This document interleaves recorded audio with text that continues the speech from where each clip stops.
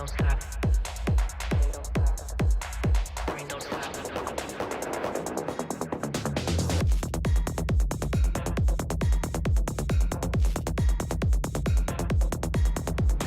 Grind don't stop.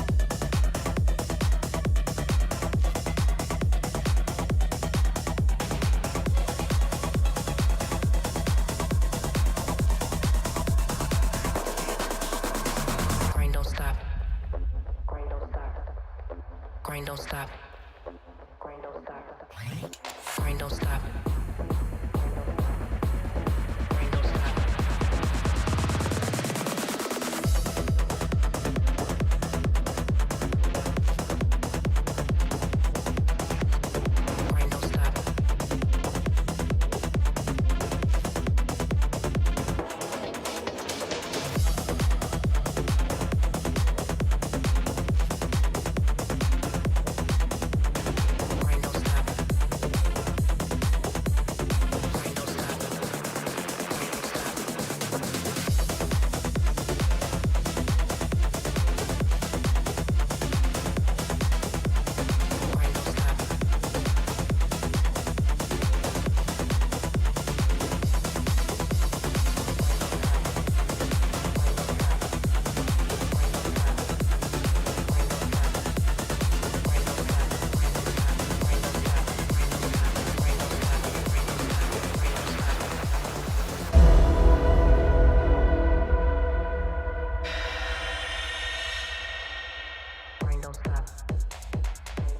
Hello. Hello. I'm so excited. It's been a whirlwind I'm just always to get so to this excited. exact moment. Yeah, this was literally Eve joined the call like at 7 o'clock. Sorry, guys. It's a long story, but we're here now. It's so okay. Welcome back to Chewed Gum. Today is July 16th. I didn't put my contacts in today. I don't know why I did. I was like, I'm going to give my eyes a break. I don't need them today. Like, I don't need eyes. And if I put my glasses on, it like the glare is crazy. But they're so cute on you. I love them. Thank you. But maybe the glare's not that bad. It's not bad. It's a look. It's not that bad. I love it. Also, I wore this shirt today because I felt like, I don't remember if I've worn it on the podcast yet, but it's one of my favorites. Ooh. It feels very on theme, right? I love that. I love that so much. That's a good one. Anyway, how are you doing today? This is how I'm doing today. Surviving purely out of spite. I have a hat that says surviving purely out of spite. See, we are the same. Look at us. Look at us. Look at us. I'm good. Well, I guess we should tell people, you guys need to call in 720-619-2288 if you want to call us and ask questions about sex, sexuality, purity culture, deconstruction. If you're a theist and you want to call and tell us why you think God exists at all and why you think God should have a say in our sex lives or anything like that. We'd love to hear from you. So give us a call, 720-619-2288. What else do we have? We'll get to announcements later. How are you? Yeah. Anything new since last week? I don't think so. I posted a clip from that one call that we had, and it's just like all of my notifications. And then we got asked to go on the Whatever podcast. And I have to be so honest. I saw that. I've seen their clips. And then I looked in my DMs because they commented and said, we just DM'd you, blah, blah, blah. And I was like, I thought about it. I legitimately thought about it because I was like, I would love to absolutely dog walk the fuck out of those guys. Yeah. But then I was like, you know what? It's their podcast. And so I just feel like they're going to find a way to like make a clip or edit something that's going to make me look bad. So I was like, I don't need their platform, and I also especially don't need their audience aside from the people who hate watch them. And that was sort of like, I was like, I think I should maybe not do it. Although I am, oh God, it's taking like one bad day for me to just be like, fuck it, I'm going to go on. Yeah. But they asked us both, and also like I'm sure you got the same thing where it was like, do you want to bring a girlfriend? Like the only way I would even come close to considering, depending on the amount of money being offered, is if we went together. 100%. Believe me, I thought about it. I was like, I wonder if she would go out to LA, and then I was like, well, you're like literally in a different country right now. So I would. When I get back, I would maybe consider it if we went together and we made a trip of it and we treated it like we were trolling them. But I don't know. I love that plan. I love that plan. So like part of what I thought about it is like, ultimately I'm also going to pull it because I like really can't see that far and my glasses are bothering me. I'm just going to pull up the YouTube here so I can also look at our comments. But yeah, I thought of the same thing. I was like, if I could do this with you, I think it would be great. And like, someone recently texted me, one of my friends recently texted me and was like, I really want you to go on Love Island. I've never really watched Love Island, but I was like, I've never watched it. I've never watched it either. And I watched like the first episode recently, and I was just kind of like, based on like other dating shows that I've watched, I don't feel like anyone really comes off of those looking like great. Like everyone just kind of looks bad at the end of them. Yeah. So I was like, I don't think I want to do that because I feel like a lot of the times people who go on them look really dumb after. And she was like, and this is what she said. I don't believe this to be true. I'm just going to say this is what she said. She said, well, the people who go on a lot of the times are already dumb. So they just look the way they are, but you're not dumb. So you'll go on and you'll look great. And I was like, here's the thing. So like, I was like, maybe for like the whatever podcast, if they're clipping people who don't debate or argue as often as you and I do, it's not about being dumb, obviously. It's about how often they're arguing those same exact topics. But we argue these topics all the live long day. Yes. Yeah. And so I'm wondering if that would help. But I don't know. I just, maybe that's like false confidence. Who knows? Cut to a clip of us in a few months on the whatever podcast making absolute fools of ourselves. But I don't know. The whole thing is so interesting. We would have to have a game plan. We should chat about this. I don't know what people in the comments are saying. I'm glad that you considered it. I'm glad you considered it because not really. But the only part of me considering it was like, would I make a girls' trip out of this with Alyssa and come up with a plan to troll? Yes, I would. Yeah. Yeah.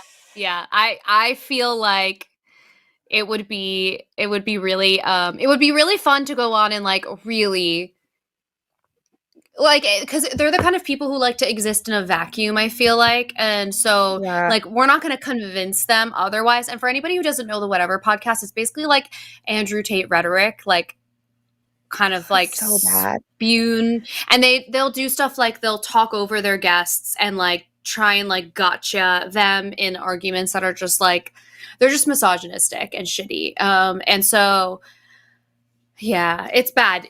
If you don't know the podcast we're talking about, I actually can almost guarantee that you've seen a clip of it somewhere. And so I don't know. The only thing it's not. And they regularly have panels of women come on, which is crazy. Like they just have panels of women for the sake of arguing, which I just think is so interesting. It's just, I don't know. It's such an interesting way to conduct yourself on a podcast. I don't really like, can you imagine like conceptualizing that with your friend? Just being like, let's just have a whole bunch of hot girls who would like literally never touch our penises with a 10-foot pole and then tell them that they're sluts and then just like argue with them for an hour.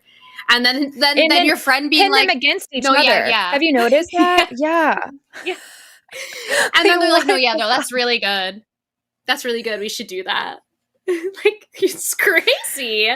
They need friends around them who are more honest, and that's just not going to happen. So I don't fucking know. Yeah, I don't know.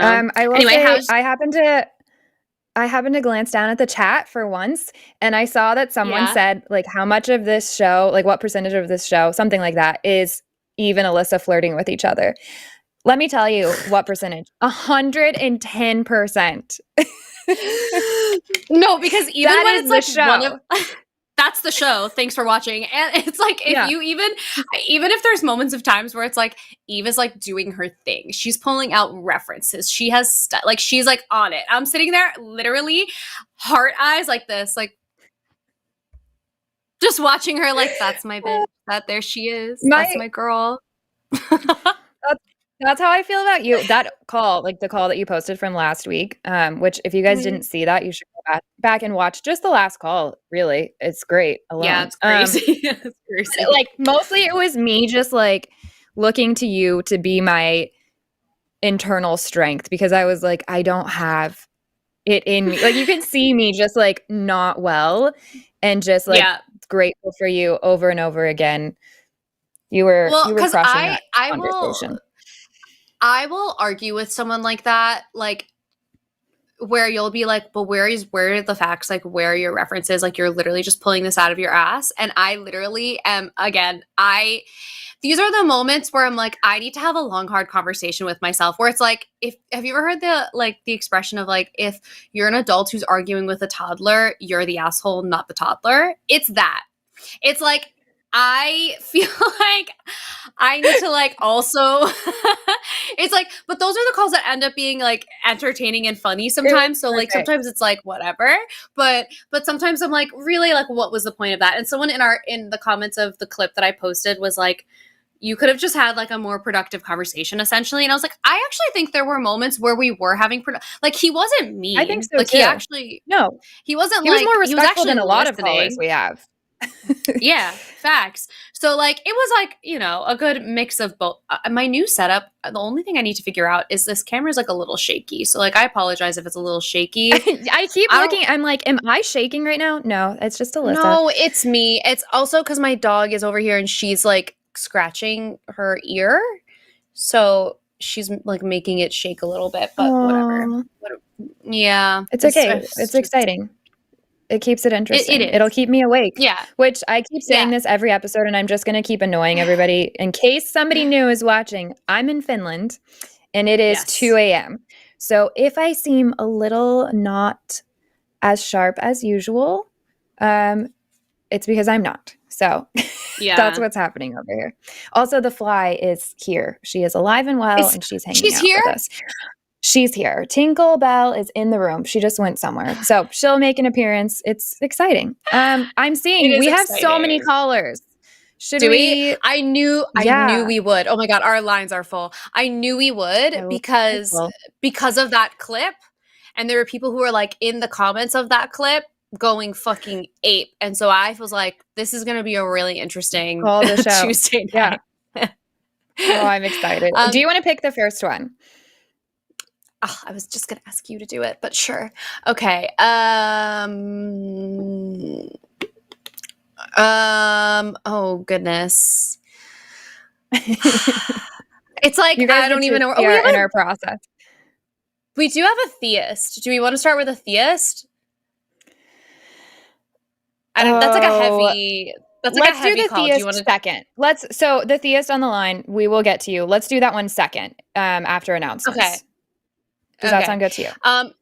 Yes. There is someone who just said, is it ethical for some people to date? And I have no idea what that means. And so let's find out what that means. Walk me through the fire with that one. So we're going to pull Christian. Hello, Christian. Hey, how you doing? Good. How are you? Wow.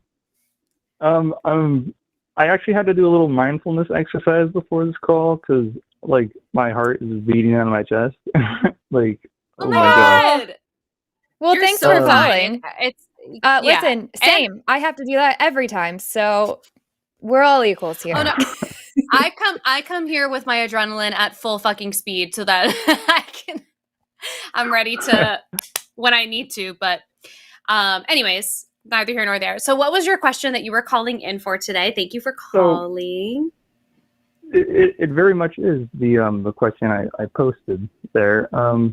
And of course, I'm supposed to define what I mean by some people. And I'm kind of going off of like myself, I suppose, because I don't really know anybody who's like me.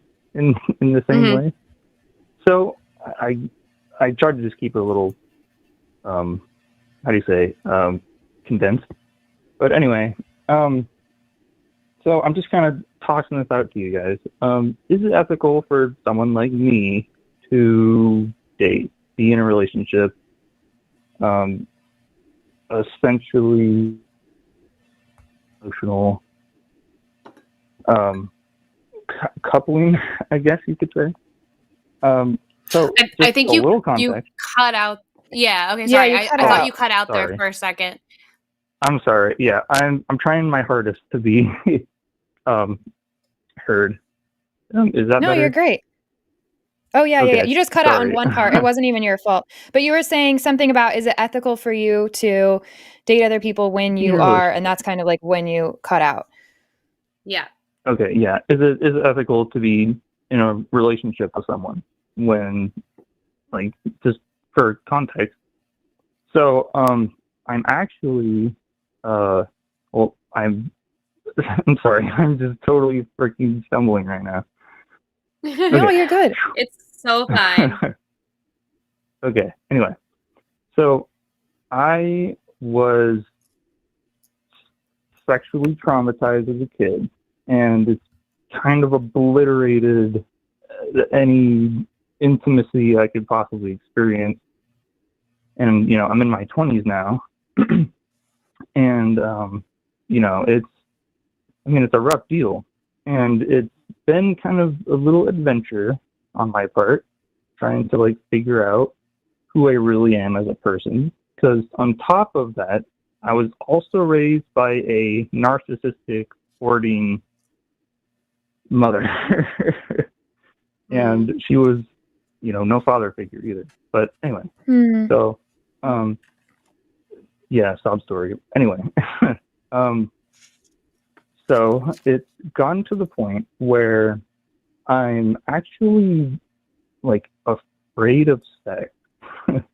It's kind of embarrassing to admit, but I hear, like, a lot of theists or atheists who were theists saying that they were afraid of sex because it was drilled into them that premarital sex was evil, that kind of thing. But for me, it's not like an uncomfortable guilt or shame around sex. It's literally like an arachnophobe getting a spider on their face, or someone who's claustrophobic locked in a box, you know? Like, the cowering ears. What part of sex scares you? Like, is it like performance anxiety, or like what part it's literally specifically just knowing that it's happening, hearing it or seeing it, like legitimately, like it's tough living in an apartment complex.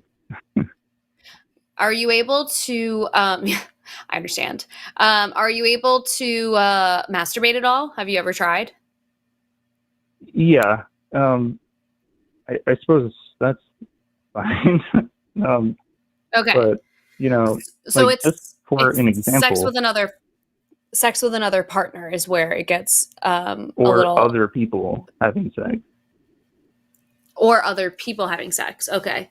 Yeah. So I don't think that it's unethical for you to be dating. Also, this is like a little bit off topic, but I saw some people saying that my mic is really loud. I'm gonna just try and not yell. And if I still am loud, let me know. I'll go into my mic settings later, and I'll fix it. But let me know if it's better when I'm not yelling. So I don't think it's unethical for you to be wanting to date somebody because because wanting companionship is something that you're still allowed to experience. But I think you would have to be very open with your future partners that this is something that you're navigating.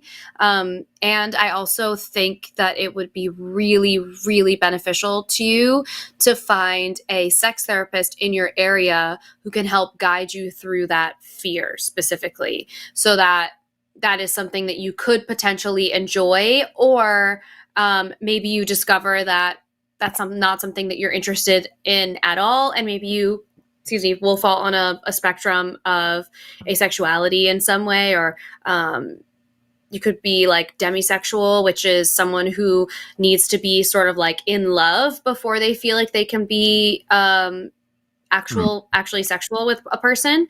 So there's a spectrum to that too. And I think that there's space for you to explore what that might look like. But you also have to be open and clear with your partners while you explore that, and hope that they are willing to be patient with you and find other ways to maybe have some sort of intimacy that's satisfying, until you figure out one way or another what you want to do. Are you able to feel like any other types of intimacy? Like, are you okay with like cuddling and hugging and that sort of stuff? Unfortunately, I don't know. Like, you know, I mean, I'm in my 20s and I've never been in any kind of relationship. It's always been, you know, like, sorry, it's kind of a harsh topic to talk about, but I mean, that's not the only thing. You know, I'm not afraid of sex isn't just the only thing here. I mean, I'm extremely isolationist. Like, I think, like, although I must say, I am seeing a therapist, but I have so many problems. It's hard to just deal with one, you know? So, yeah. Well, Christian, I think, first of all, you're able to describe all of this and communicate so well. I think where you're at is so normal with just hearing the little bit of what you've been through.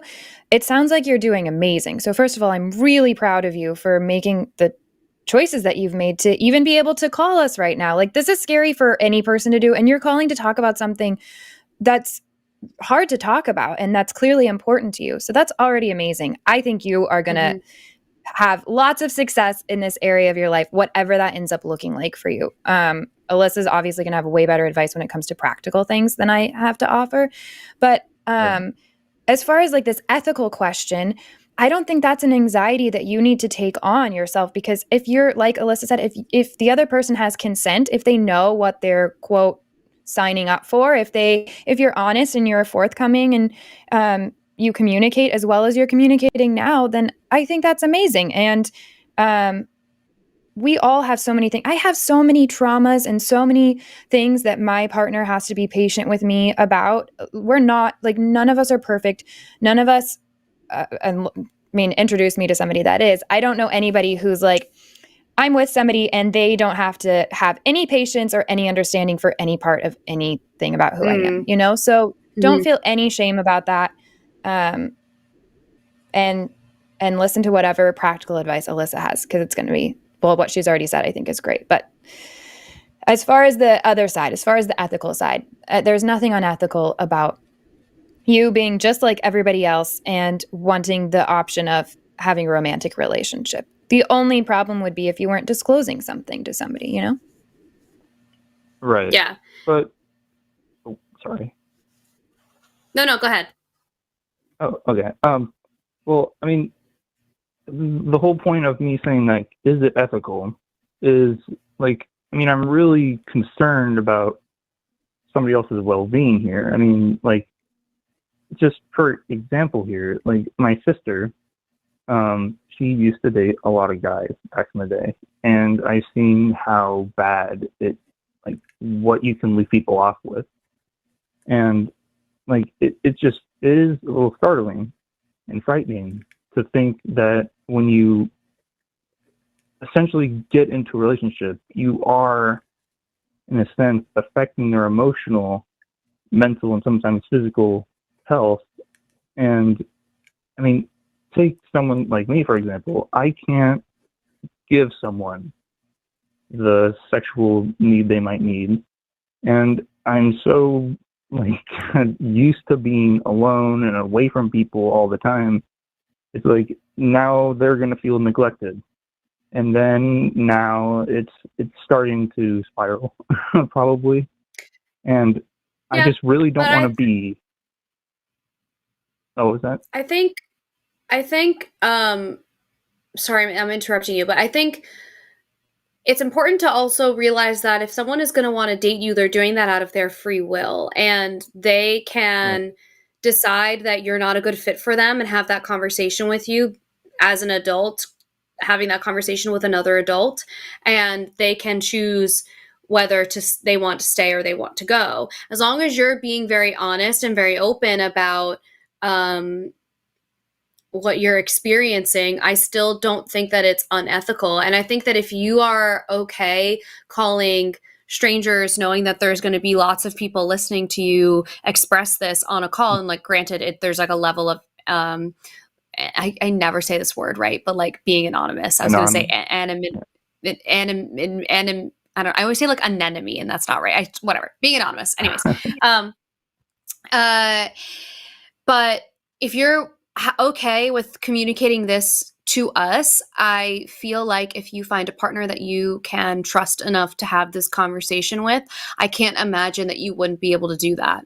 And if you can keep the lines of communication open. And one of the other things that I always recommend for people, whether they're in a relationship where you're navigating something tough, or if you're just wanting like to strengthen communication skills, is to have a designated tune-up day. And you can call it whatever you want. My ex years ago and we used to call it a tune-up, because that's a lot softer and almost more playful than saying we need to have a talk. And we would have like a tune-up every month, and we would hold our like little petty things or things that we wanted to communicate to each other for the tune-up.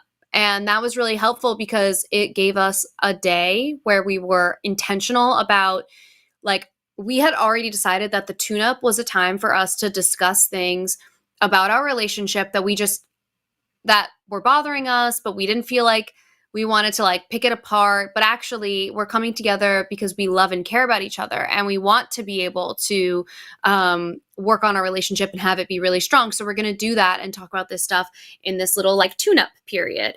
And it really like took the negative charge from something that would have otherwise maybe felt scary. So you could also do something like that. Like, you could, in the upfront, like if you find someone that you really like, there's mutual attraction there, and you really like spending time with the person, you could say, hey, I'm working through a lot of stuff right now, and I want to be super open with the things that like I can and can't do for you. And if at any point like this relationship is not what you want anymore, that's totally fine. I just would ask that you just communicate that with me. In the meantime, I think it would be really helpful if we have like a tune-up every month. We can order our favorite takeout. We can, I don't know, have like a self-care day before that, or we can, we're going to order our favorite takeout. And after we have the tune-up conversation, we're going to watch our favorite comedy. But before that, we're just going to like air all of our crap out. We're going to get all of it on the table and make sure that we're not building any resentment that we're carrying into the next month. And give yourself space for that, because I literally, like right before we started this call today, I was watching a clip from the Gottman Institute, it's a husband and wife team. They're brilliant. I love they research them a ton of so much. They're, oh my God, brilliant. And they were talking about how the success of a couple does not have to do with how often they argue, it's how they argue. And like basically saying that there's going to be disagreements. Like there just are going to be things that we're not going to, I always think about how crazy it is that like we end up building a life with another person that was a perfect stranger to us for 25 to 30 years before that. And they lived a completely independent life. And then we come together, we find so much in common that we're like, oh my God, I want to do this every day. And I think that's so sweet. But it also is like, you have to learn how to love that person, and they have to learn how to love you. And that's an ongoing process, and you have to work on that every day to some degree or another. And so doing things like being super honest and clear, having lines of communication be open, and doing those like tune-up type things where you're coming to the table saying, we're doing this because I love and care about you, and because I want this to be successful. We're airing out all the shit with the expectation of this being received as this is feedback for both of us. We're not just like being petty about it. This is feedback so that we can work on this moving forward, if that makes sense. Right. I mean, I really like the idea of like a tune-up day, you know, but it's I so suppose helpful. I suppose that kind of raises like a little question for me is like, well, why not instead just not date until you get all of these really difficult problems at least taken care of? So you're not potentially like, you know, emotionally destroying someone.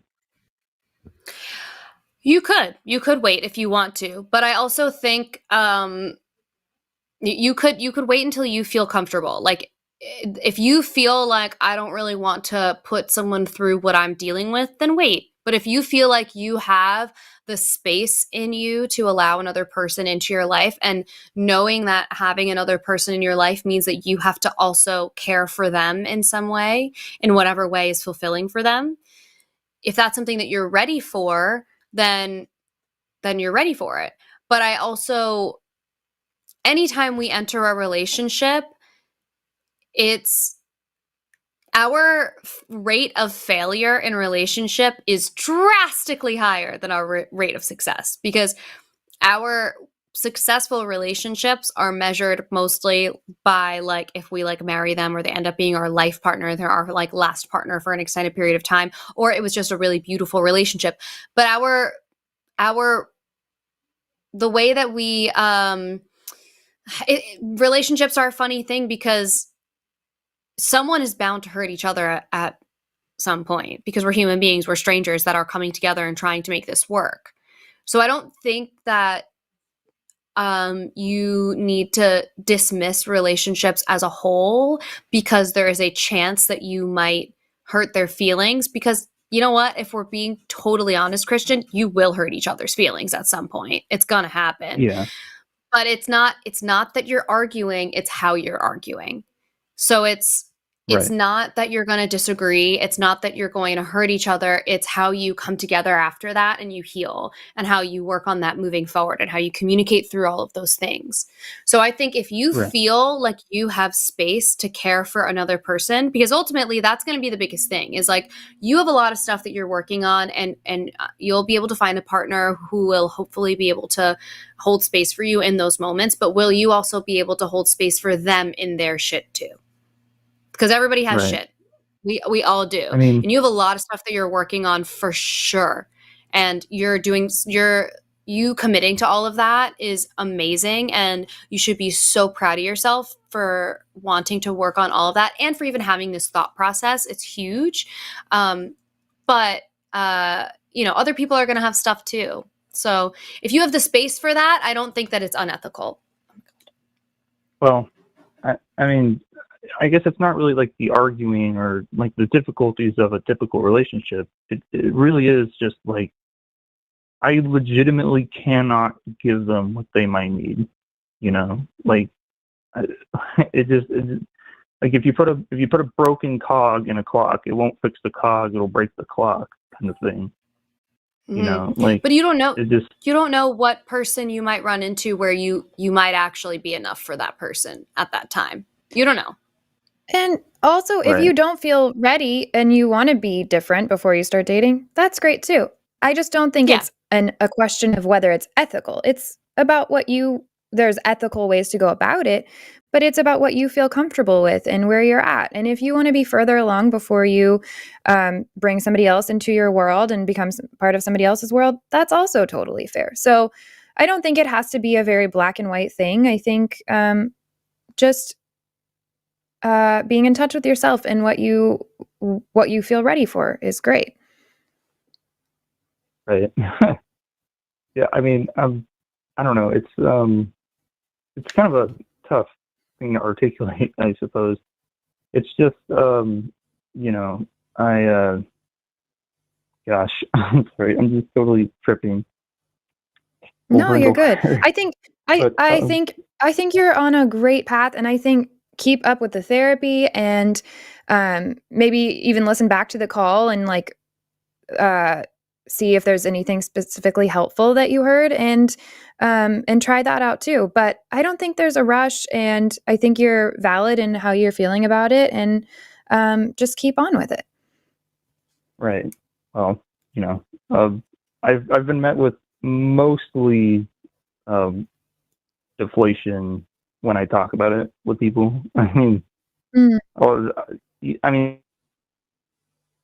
and one day I was talking with a girl in the hallway, and I was talking to her about how I work out, and she asked to feel my arm muscles, and I let her. I'm a bit naive.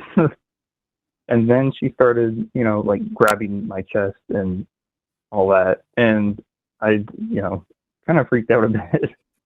And yeah, no, that sounds like uncomfortable too. That's not cool. Yeah, that sounds unconsensual and not okay. And I mean, when I tell people that, especially guys, they're like, dude, what are you doing right? You know? And it's like, oof, I don't even know what to say to that kind of thing, you know? I don't know. Like, no matter what happens, I always seem to walk away with a horrible sour taste towards everything that comes with, you know, physical interaction, really. I think you have some ongoing work that you'll have to do with a therapist that you really like, because if it's like these little, like, I almost think you're putting the cart before the horse when you're thinking about if it's ethical to date people, because if you're uncomfortable with all of the stuff leading up to that point, it's almost like, what are we talking about? So I feel like I don't think it's unethical, because you'll have to decide whether you're ready for that. And I think right now, I don't know that you would be able to find a person that you would even want to date based on the things that are making you uncomfortable, you know? So I think you have some time and some work that you have already committed to working through before you even get to a point where you're like gonna sit down and actually date somebody. And when you do, you're going to be so prepared because you had this conversation, you had this thought process already, and you'll be ready for creating those systems like the tune-up and whatever. But in the meantime, all of these little things along the way, if you don't already have a therapist who's a sex therapist, I would recommend maybe looking into that, because they have additional training that can help you work through things like intimacy related stuff. That could be really helpful to you. And they're regular therapists. They just do the additional training. So I would recommend that if you can, and you'll get there. It's just going to take a little time. And how old are you, Christian? 22. Oh my God. You have so much time, Christian. Don't stress really about that. Like I'm going to be honest. I know. Trust, I understand so much. I remembered thinking, like, when I turned 27, which was not that long ago, I'm 30, I turned 31 in October. I remembered when I turned 27, that was the age that I thought that I was going to get married and like have kids. So when I turned 27 and I was like a hot mess express, I didn't know what, I think that was actually like my biggest mental breakdown year. Like, I think that was when I like left my job, moved to LA. It was a hot mess. So you're going to go through so many seasons of your adulthood. Like, there's going to be so many moments of your adulthood that you're going to change so much. And there's going to be so many like eras of Christian, and I'll also tell you, no, there is no amount of money that anyone could ever pay me to be 22 again. And the only reason I'm saying that is because it gets drastically better as you get older. Everything gets better as you get older. Like, I've had more fun from 30 to 31 than I had in like most of my years of my 20s. It's just, your 20s are hard. Like, there's a lot of crap that you're working through. Other 20-year-olds. So that's another. Oh my God. The fact that you have to date other 20-year-olds is.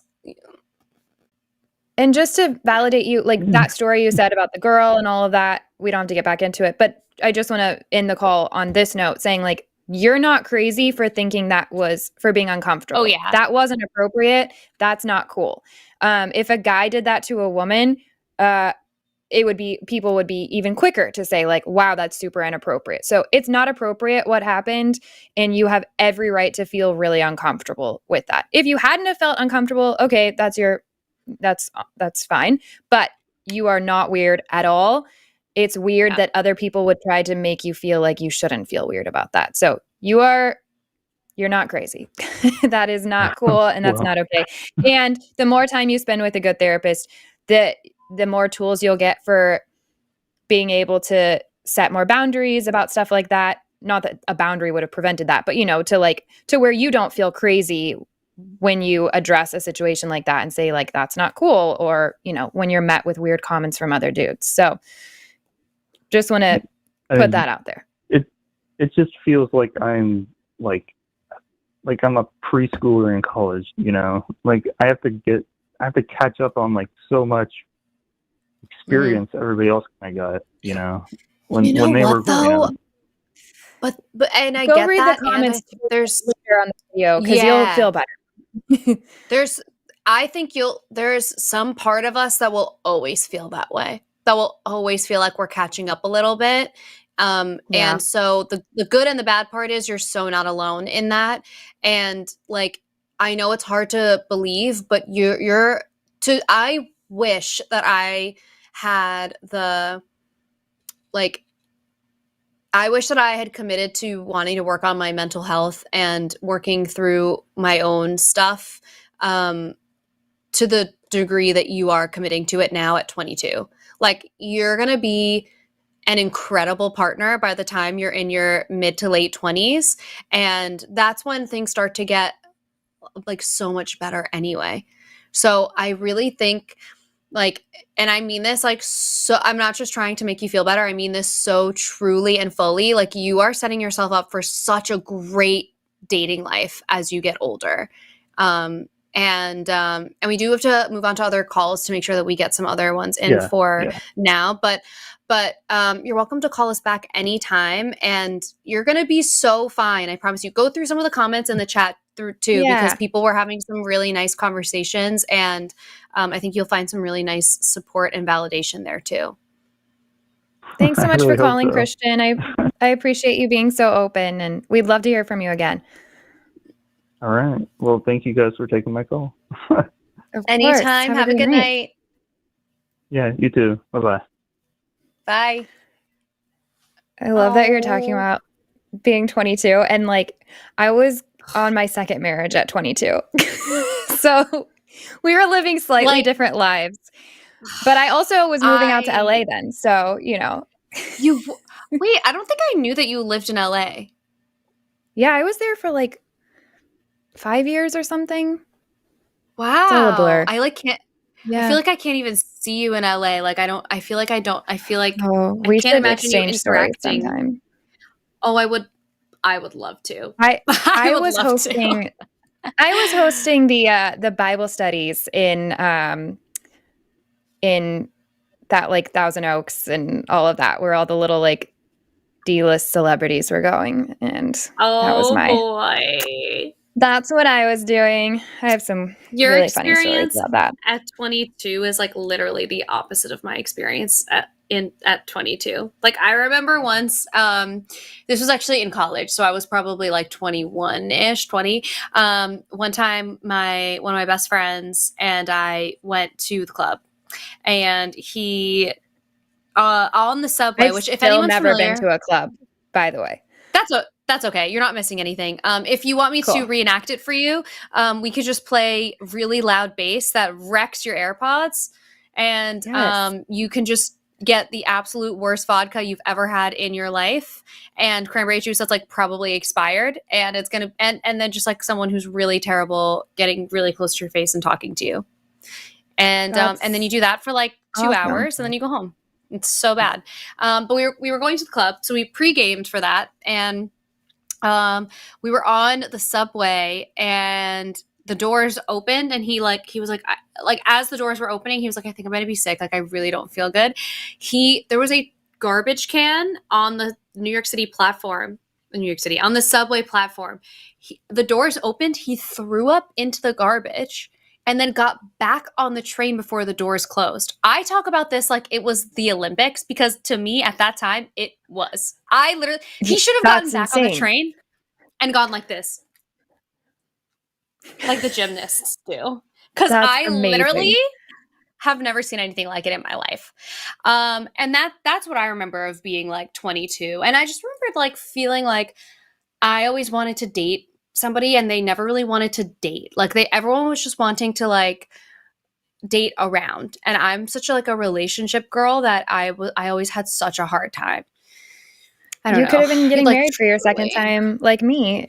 We should have traded places. That's so crazy. That's so, and like, it's actually and also, crazy. I was such a tool when I was 22. Like, I wouldn't want to date me either. I don't blame any of those people.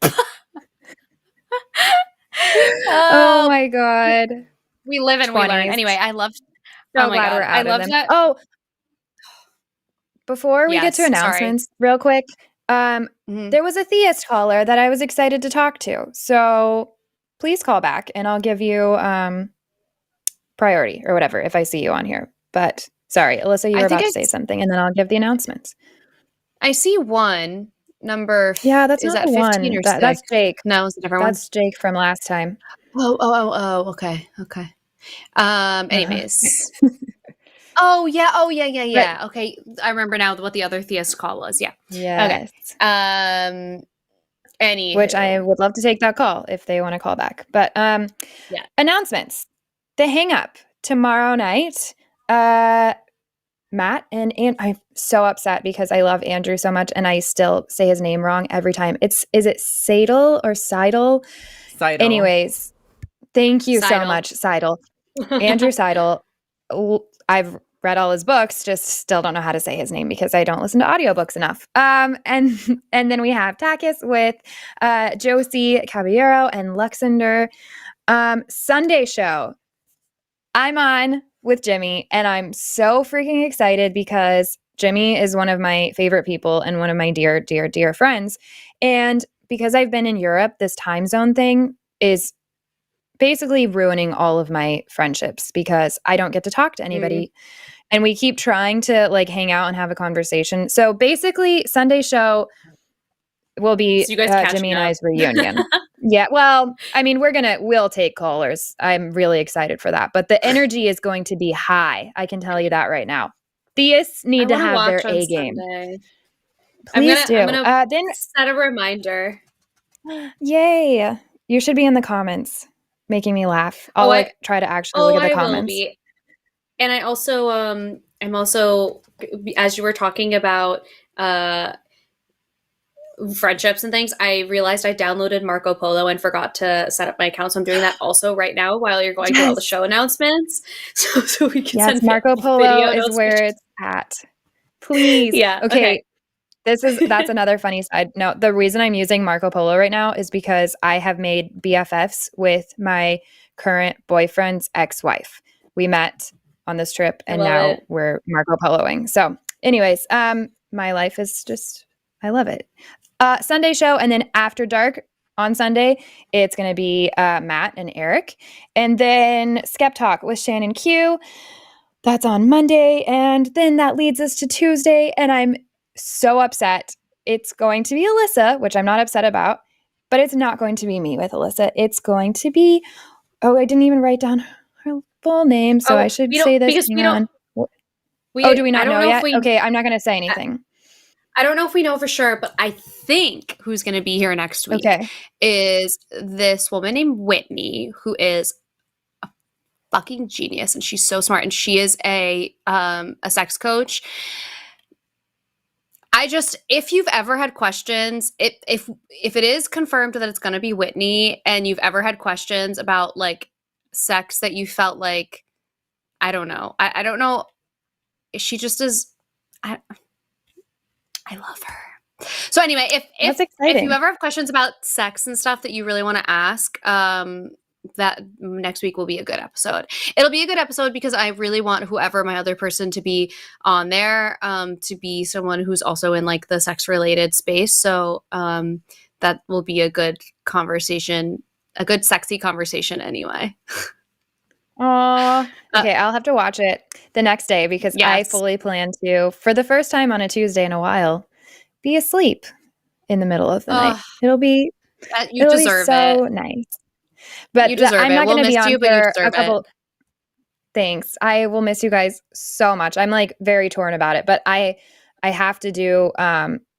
We're working on our music, and that's when we're going to be doing a lot of vocal production, and I can't keep staying up, and then like my voice, I'm already losing it because we were doing some stuff today. So anyways, thank you guys for bearing with me, and I know that whoever is with Alyssa is going to have the best time of their life because they get to hang out with her. So okay, we're already like an hour into the show. We've taken one call, so maybe we should try to get through the next couple. We're just having too much fun. I know. But maybe, let's see. Do any of them look especially, do you have a preference?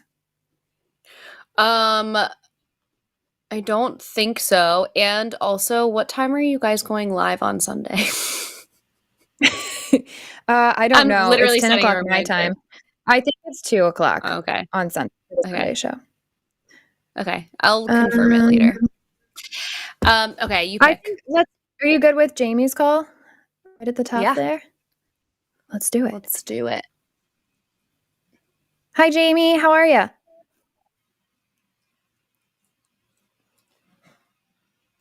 Jamie? Uh-oh. Jamie, you might have us muted, maybe. Or yourself muted. Or maybe you're not there.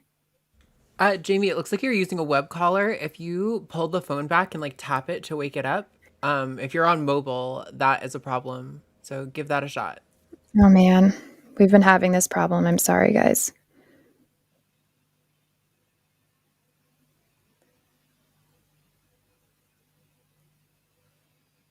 All right. Maybe we'll send Jamie back to queue and we can try to take that call after the next one. We'll see if we can get that sorted out. Let's see. Are you good with the call right under that one? Yes. Perfect. Let's do it. Hey, Henry, how are you? Oh, I'm doing pretty good. I didn't realize. I tried to call last week and I didn't make it, so I didn't know if I was going to make it this week or not. You made it. You're with us. Okay. Can you hear me okay? The screener said there was a little bit of a problem with my sound. I can hear you right now. We'll tell you if we get any problems, though. Okay. Yeah, I had, I guess I should give a quick background. I'll try not to take up too much time. I came from a very, very radically religious background. I'm almost hesitant to state what I was involved with because it has caused members to do violent things, or I should say members have engaged in violent things. It was very, very racist. It was very, very sexist. I did believe in those things at one time when I was a much younger man, but I had, all kinds of conflicts about that sort of thing. But I later on was kind of, I guess I shunned out by it because I kind of, I was having issues believing those kinds of things. I was having conflicts, and it left me kind of a seriously neurotic mess. And I was cut away from that particular congregation, kind of cast out by my family and everything. I ended up living in the city, and I was a bit like a little goldfish in a shark tank. I didn't know nothing about the world at all at the time. I mean, I remember telling people, "Have y'all ever heard of the Rolling Stones?" And people were looking at me like I'd never heard a rock and roll song. I'd never, anything like that. But I had a lot of really negative experiences. There's no point in going into a lot of that, but I don't make friends easily. I don't talk to people easily. I'm pretty introverted and quiet. If anybody knew I was talking on a show, they'd probably have a heart attack. But I mean, well, thanks for calling us. Then I feel honored. Well, I was this is a little bit embarrassing, cringeworthy. I mean, I know what people are going to think when I say sex work has been very beneficial to me, but it's more than just the sex work itself. I was 32 years old. I had never hugged a girl before in my life. I'd never kissed a girl. I'd never dated. I'd never been able to. I didn't really have any social skills. And when I was about 33, 34, I went into my very first strip club. I'd never, ever had a woman sit in my lap before. I had so much guilt about this. I had tried, being kicked out of the type of religion I was kicked out in. I had struggled with a lot of depression and anxiety. I tried to kill myself a couple of times. I'd been institutionalized. It was really hard for me to get past that barrier, all the guilt tied up into sex. When I visited my very first sex worker, it took me 3 or 4 times. It wasn't so much performance anxiety. It was so much guilt, so much self-hatred, so much all that kind of thing. But now, I'm a regular viewer of porn. I go to strip clubs pretty regularly. I see sex workers pretty regularly. I know there's a negative stereotype attached to that. But for a long time, I didn't want anything to do with politics at all. I just wanted nothing to do with it. And in 2016, when I saw what was kind of happening, the political environment, some of that kind of struck close to home with me.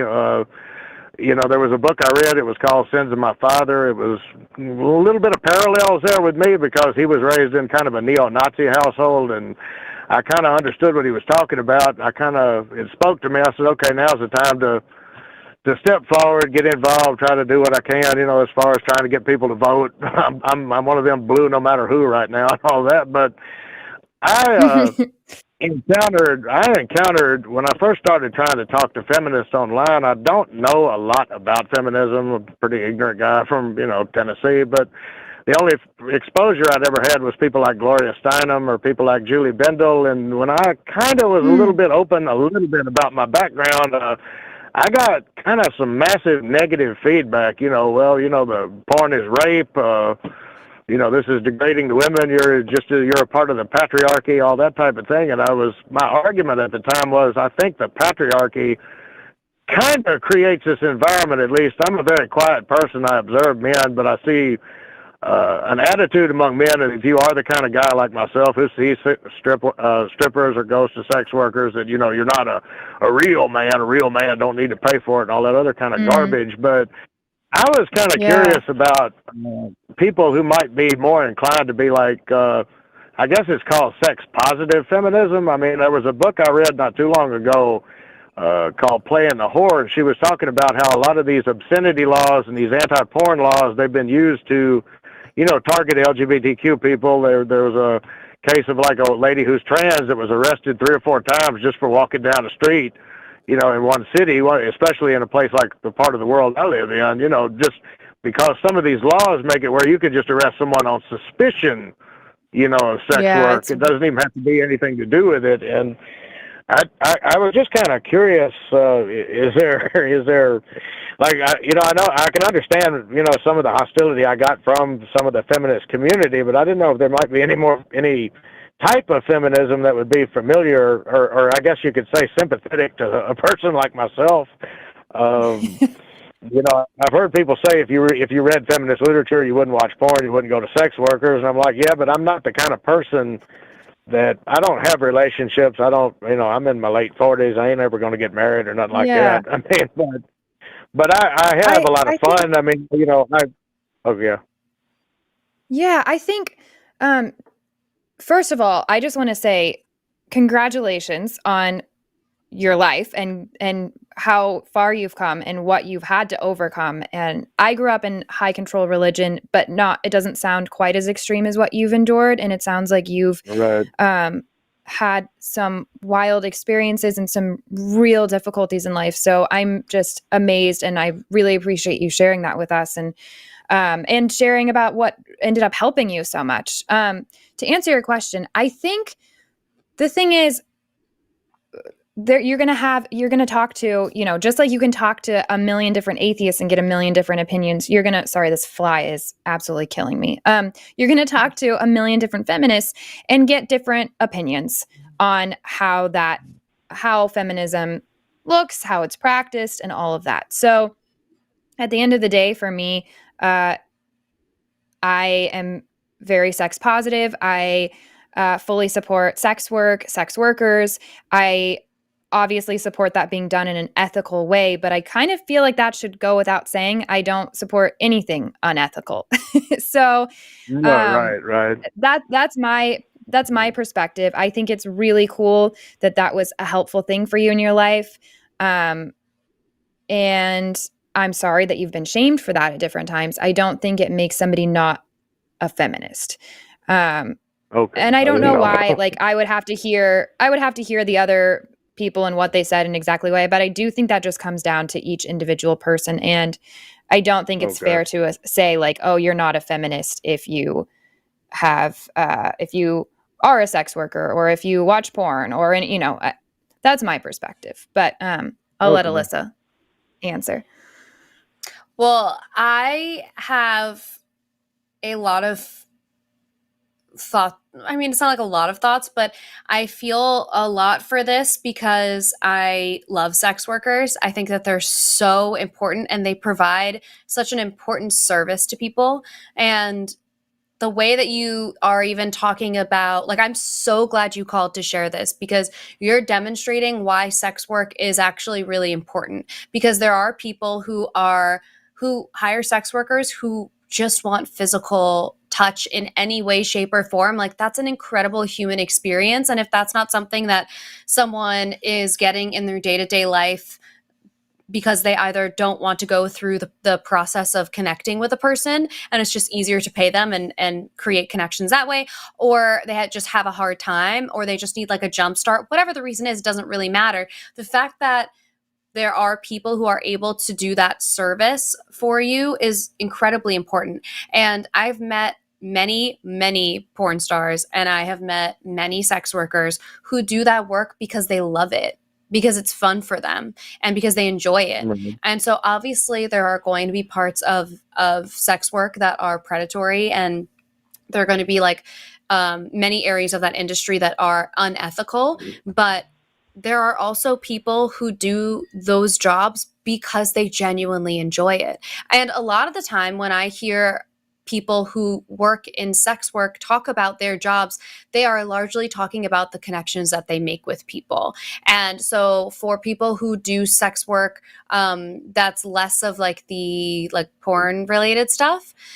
I've heard them describe some of the relationships that they have, especially with ongoing clients, and how there is a mutual respect there. There is a form of companionship there. Like, those are what you're describing is extremely valid, and you're not alone in that experience. And that's why it's so important that we are able to create safe spaces for these sex workers to be able to continue to do this work. Like, they say that sex work, or they say this with the word prostitution, but is the oldest profession, and like, that's not true. Like, there's always been a need and a want for that sexual gratification, and for some people that's just like the easiest way, that's the preferred way. There's no strings attached, there are boundaries that are clearly set, and that's that. And I even think like there are people who are sex workers who are like dominatrix, and you're paying for this experience that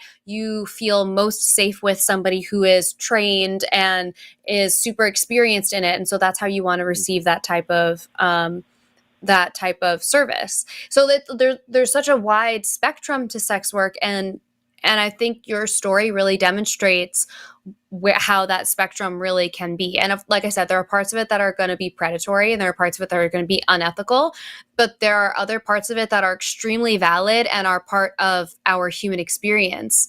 And so I'm glad that you called to talk about that, because it's so important. And to hear like a real story of someone who has been really positively affected by sex work is really powerful. And so I'm grateful for you sharing that experience. Yeah, it's kind of a thing of mine to kind of want to challenge this narrative that these places are all seedy and it's all, it's all damaged people, or, like I mean, the particular strip club I go to, I bring, I know all of them by first name now, but I bring them all birthday cakes. I know all their birthdays. I bring them all Valentines. I bring the waitresses, for me, it's a fun social environment where I can actually be relaxed and be myself. I mean, most of my life, I was a very uptight individual. I was, in between, I was, like I said, I was raised in a very hate-filled environment, but a lot of that hatred also was directed at myself. There was a lot of fear of inadequacies. There was all that kind of stuff. There was, you know, and of course, in the environment I grew up in, whenever I had doubts or nagging, you were either punished for that severely, or you were told you weren't praying hard enough, or, you know, you weren't getting right with God enough, you know, those kinds of things. I mean, It was always your fault. So I blame myself for not being able to, like, you know, the narrative I was raised with, which was, like I said, it was very racist, it was very anti-LGBTQ, it was all those kinds of things. When I had conflicting doubts about those things, I blame myself for having conflicting doubts about those things. It never occurred to me at the time to say, maybe I'm having conflicting doubts because this is wrong. You know, it was, and it's kind of hard to convey to people what that's like. You know, because I've opened up maybe to one or two people, and the response wasn't very positive. They were like, well, you know, you can never unlearn that kind of behavior. If you were a racist then, you're a racist now. And I'm saying, no, I'm telling you 100%, do not believe like that at all, you know, now. I mean, I do not feel that way. I have, you know, nothing but I believe that, you know, everybody has a right to live. And, you know, I can't stand what's going on right now with all this anti-trans stuff and the anti-LGBTQ stuff. I mean, I'm just totally against that, you know. And like I said, reading that one book about that one guy coming forward, it was like, well, you know, instead of just saying, well, you know, fuck politics, as I said, maybe it's time for maybe a few more people like myself to maybe step up into the limelight and, you know, do our part to try to do something about this. I think your story is really important. I think the changes that you made, the intellectual honesty you gained, all of that is so beautiful, and it's why I love humans. It's when they're able to do things like this. And I really appreciate you sharing it with us. That's so cool. Do you ever find yourself like sitting in a strip club thinking about how you used to be sitting in church and would never believe that now you're where you're at, like mentally and physically? I mean, I bet. I bet that's a wild feeling. Yeah, I grew up kind of similar, like I said to you. And all the time when I'm logging onto this show, I'm like, here I am about to log in to host an atheist call-in show where we talk about sex all the time. That if you had told me like 7 years ago, if you told me I'd be doing that, I would be mortified, absolutely mortified. So people do change, and we change for the better.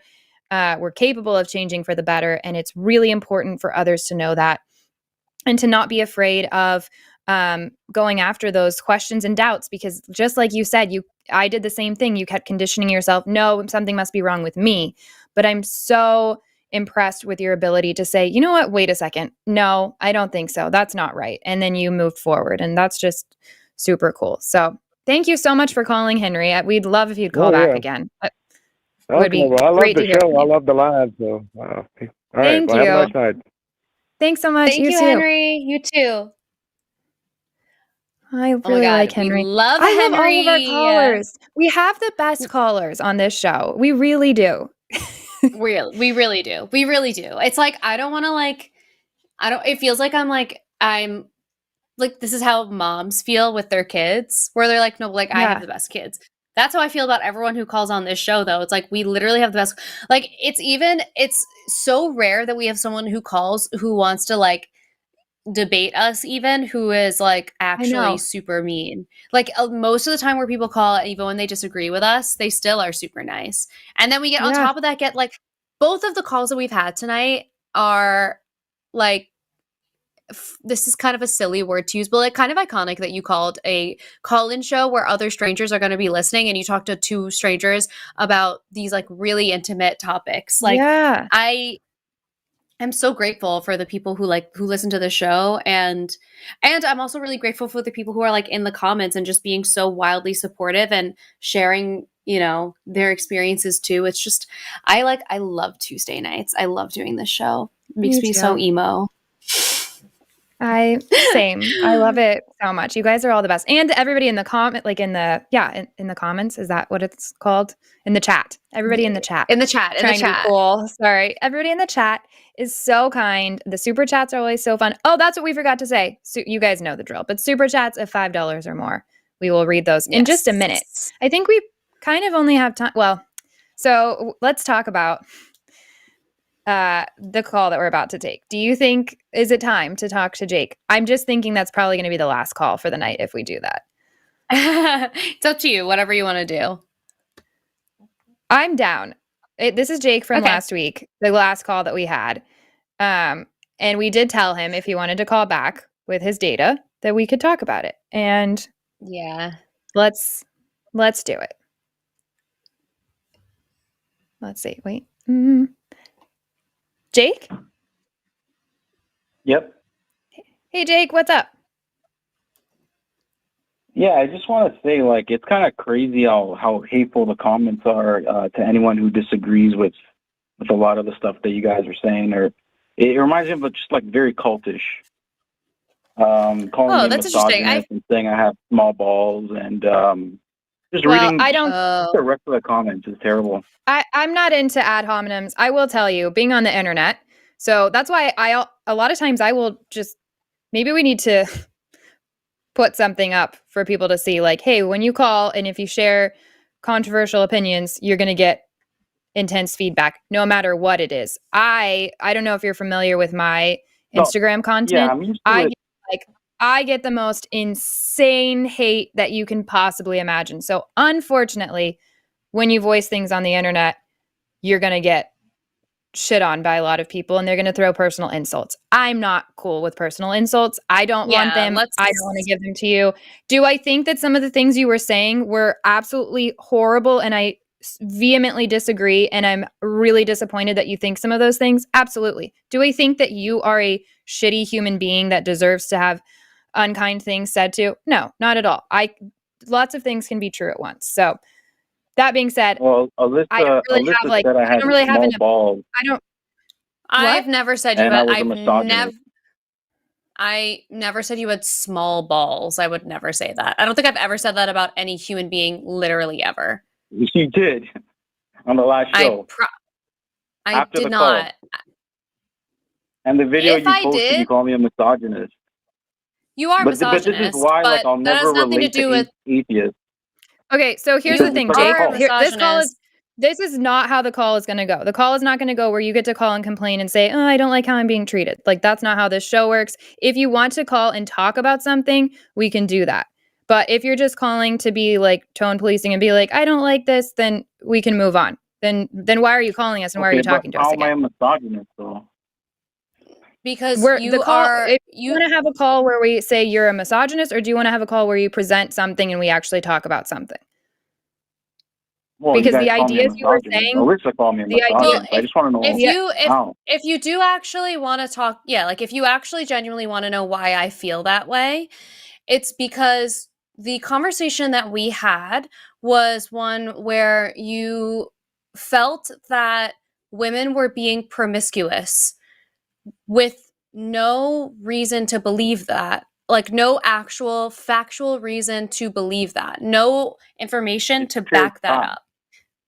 It's not a fact. That's what makes you, Jake, that's what makes you a misogynist, because there is no, if I were to ask you, what does it mean to be promiscuous? And what does it mean to be promiscuous? We already gone through this last call. So here's my stance, Jake, and this is why I feel the way I do. There is no moral or ethical value to the amount of people that you sleep with. There is nothing, the word slut, the word promiscuous doesn't actually have a numerical value. It is a term made up to shame people for having sexual experiences. There is no biological difference between a person who is a virgin and a person who has had sex. There's no reason to place judgment on people for the amount of sexual partners they have. If that's something that they choose to do, they are so welcome to do it. It doesn't make them a morally lesser person. So for you to use words that are derogatory, like promiscuous, because that has a derogatory tone, that tells me that you are policing the choices that women are making with their bodies based on no information. Anything. I'm just telling you. You're judging. Women are passing way more a judgment promiscuous nowadays than they were back then. It's just a fact. And if men don't want to sleep with a promiscuous woman, what's wrong with that? Jake, do you know that Gen Z has less sex than every other generation before it? Okay, but that's the men, not the women. So you're wrong. No, that's not. All of them. I'm looking at the data right now. That's all of them. Okay, Jake, give us the data. I'm going to tell you right now, because the study that you're about to cite about sexual history affecting marital happiness is one that was done by the Institute for Family Studies. That is a organization that is that's the only one that I could find that is about women having 10 or more sexual partners. What can you just tell us what you're calling in for, Jake? Let's get Jake. Let's get this call. They had 10 or more sexual partners. Let's get this call on track. So Jake, real quick. Sorry, I'm going to interrupt everybody. What is the study that you're calling in with, Jake? If you can just state it real quick, and then Alyssa already knows about it, so then we'll get there. Okay, so the study that I'm looking at here says it's an article. It's written by the Institute of Family Studies, and it says that women with 10 or more partners are the most likely to divorce, and women with 0 to 1 or more partners, and women with 3 to 9 more partners. Okay, so I already have I'm going to let Alyssa tell you why, first of all, this study doesn't mean shit. But let's pretend this study is completely legit. Here's the problem. Why is that bad that women get divorces? We still have never been able to establish that. And okay, I can explain that. And what is your point? What is your point? Okay, women who have more sex are more likely to get a divorce. Okay, and? Yeah, and as a man, if you're getting into a relationship with a woman, why would you want to be in a relationship with a woman who's more likely to leave you? So when you say men slut shame women, all they're doing is they don't want to be in relationships with promiscuous women because they're more likely to leave them. So Jake, real quick, do you think women leave relationships with people they are happy being in a relationship with? Do you think women leave good? Do you think, let me phrase it this way. Do you think women leave good partners? Yes. 100%. Why? Why would a woman leave a good partner? Why? What makes you think that? Where's your data? Because I have never met a single woman who said, this guy was really good, but I left him. Oh, she won't say it, but she definitely has done it. Why would any human leave a relationship that has 0 problems whatsoever, where everything's great? Yeah, a lot of women leave relationships because they're bored. And do you have anything to back that? Do you have anything to back that at all? Jake, do you have anything to back that up other than your opinion? How many studies do you want? How many studies do you I want? Jake, I would like literally one that is funded by an that was done by an actual scientific source, because I'm just going to talk to you about the Institute of Family Studies, okay? They are noted as being incredibly biased towards the right, and they have had their funding come from conservative sources. So they specifically create studies. Also, when you look up what you're referring to, it is referred to as a blog post. It's not a study. It was something that was done by a professor of sociology. He did that whatever research, and then when it was peer reviewed, this is also information that I actually need to double check, but I'm pretty sure that information is already a couple of years old. But when the Institute of Family Studies was peer reviewed, it was called disgraceful by the scientific community, because the way that they skew all of their studies is made to look like you should be favoring the conservative nuclear family model. That's what they do. That is their purpose. Have any I think I said that support your argument. You're the one who came onto this call with something to say about people having sex with multiple people. I can find a study. You're the one who called, so you had time to prep. And do you have any studies that show women who have sex with multiple partners aren't affected? Yes, happier, more successful long-term relationships. Yes, I can find those studies for you. Some leftist organization, I guess. No, peer-reviewed studies. Jake, it's almost like, Jake, here's the thing.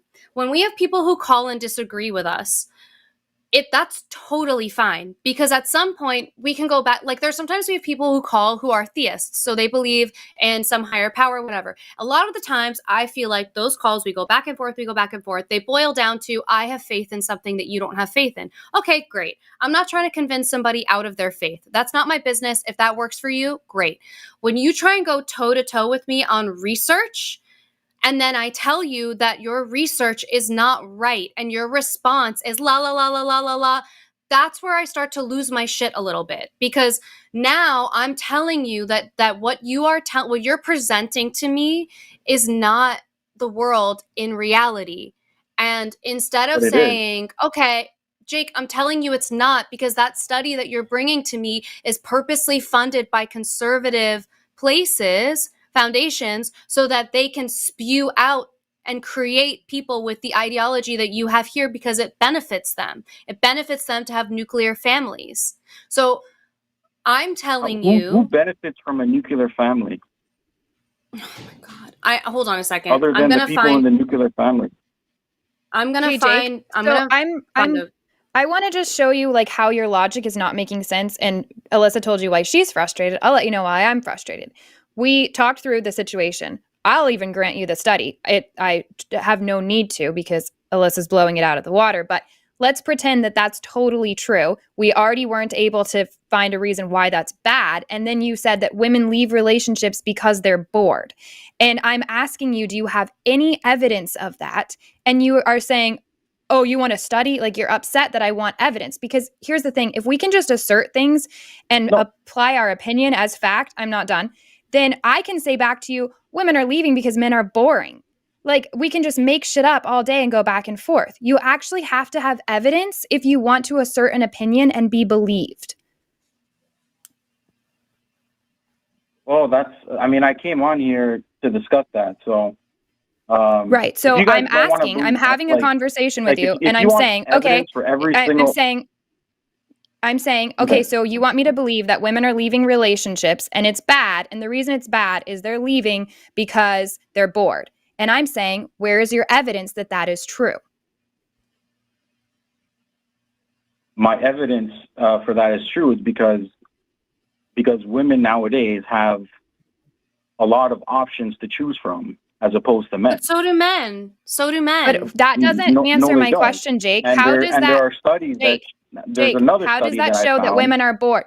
But Jake, you're not answering my question, and I will not let you deflect. How do you know why women are leaving relationships?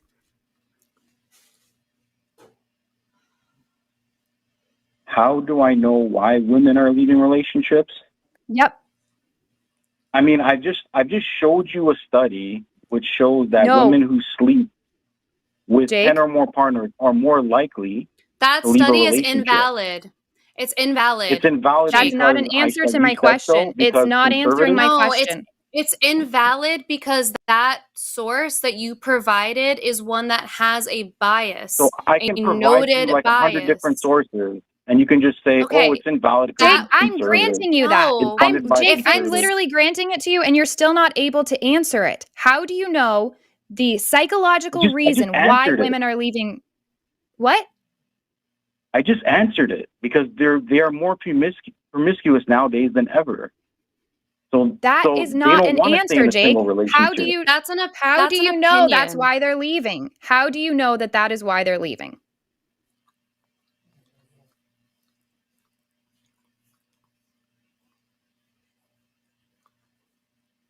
I don't know what to tell you. This is your hypothesis. This is your idea, and you have actually nothing to back it up.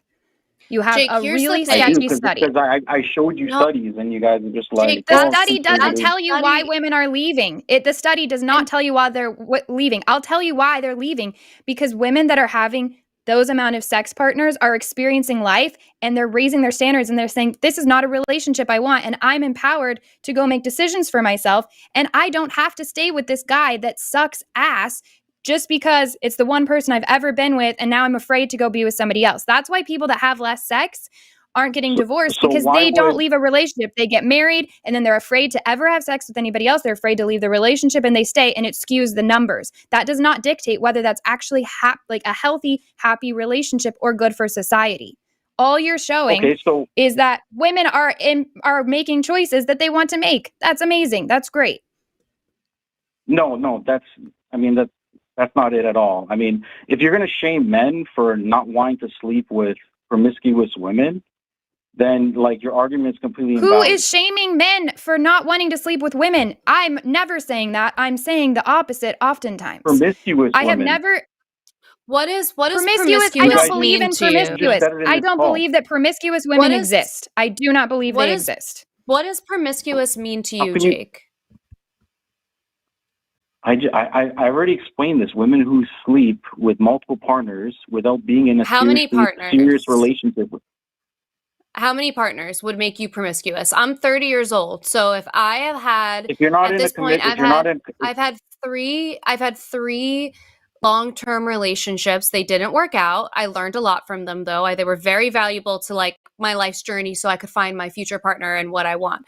So I've had 3 long-term relationships, and I've had other shorter-term relationships along the way.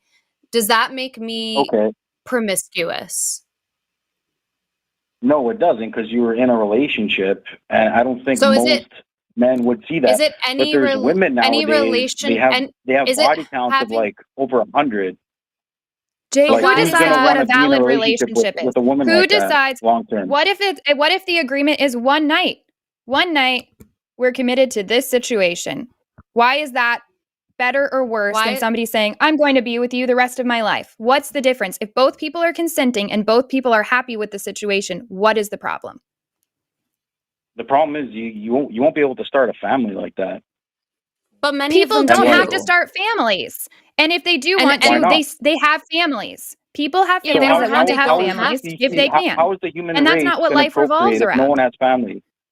Well, we're overpopulated, so I don't think no one has kids. We're already overpopulated, and also there are going to be people who do it. We're not going to take away the choice. I don't think we're overpopulated, but we're doing just fine. We have people. People are having babies. Like people will always have babies. Just because some people choose not to. We're actually not having kids. Like the West is not having kids. The women in the West are, and that's why women in the we have West to bring in so much immigration from other countries, because women in the West are not sounds having like kids. a band. It sounds like a band. But that's why do we need to have kids, Jake?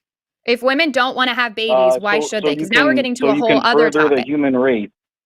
Why is that? We don't go extinct. Do I have to do that? I don't want to have kids, so do I have to? Because you think that we should have babies so that we further the human race. Why does that matter? No, you should have a choice in it. Obviously. Okay, and that's what women are doing. They're choosing not to, and you're saying that you don't like that. No, like women should be encouraged to have kids. So you don't think they are already? You don't think that every woman grows up being given baby dolls the second they're able to hold a toy? No, I don't. I don't. I think women nowadays are not being encouraged to have kids. I think they're being encouraged to have a career. They can't do have both? A career first and foremost. Okay. And then in their 30s, because they have maybe to have a kid or two. Yeah, but what's wrong with that? What's wrong with that? Women are not being encouraged to have a career and being told don't have kids. I know a lot of women who do both because they want to do both. I know a lot of women who do one or the other because that's what they want to do. Women aren't being encouraged to have careers. They're being encouraged, you can have a career if you want one, because we've been told almost the entire history of mankind that we can't have a career. So it's very important to let little girls know, hey, guess what? You don't have to have babies if you don't want to, and you can have babies if you want to. Also, you can have a career if you want to. Also, you don't have to if you don't want to. You can figure out whatever situation you want with your partner, and you are empowered to do that. Tell me the problem with that. I just want to know who told you through the history of mankind that you had to have kids. Who told you this? Who was the guy that said it? I didn't. What? The history of mankind? No one's forcing us to. You said throughout the history of mankind, women have not had careers. Kids. I said throughout the history of mankind, women have not had careers, and they haven't. We've been told that we have to have babies. We haven't even been told that. Actually, that's kind of the only option that was given to us. Do you think that by society, by the mostly patriarchal society that was existing at the time, the way that it was structured? So survival is patriarchy? You know you have to have kids to survive. Also no, you don't have to have kids to survive. You also need to be able to make procreate. money to eat, and you need to be able to work to make money. So working is also survival. And yet there was a period of time where women were not allowed in the workforce. So you're getting patriarchy confused with nature. Because the No, reason we're why not, women Jake. have Jake, kids, you're making the argument that, hey, I think humankind needs to progress, which you already don't have a good argument for saying that it's not. We're not anywhere close to having a problem with humankind continuing. We're doing just fine. Humankind, no, we're not. No, we're not. We are not. Kids. Yes, we are. They are having kids. They are having kids. I have worked as a nanny and as a preschool teacher for the last 12 plus years of my life, and lots of babies are being had. So women are having kids. They're having less than they were.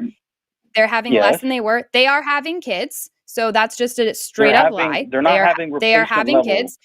And we're not, but we don't need replacement level. We don't. Like, why do we need to have the biggest? And that's, I don't even know that that's true. If you're not going to replace yourself, then how's the human race going to? Here's the problem. But Jake, here's the problem. Even if half of us, you are calling us, and you're saying women need to take the responsibility of having babies, and I need them to stop having careers, and I need them to not have sex with too many guys, just enough guys, and I need them to have babies, and I need them. What the fuck? This is one of the worst arguments I have heard on this topic.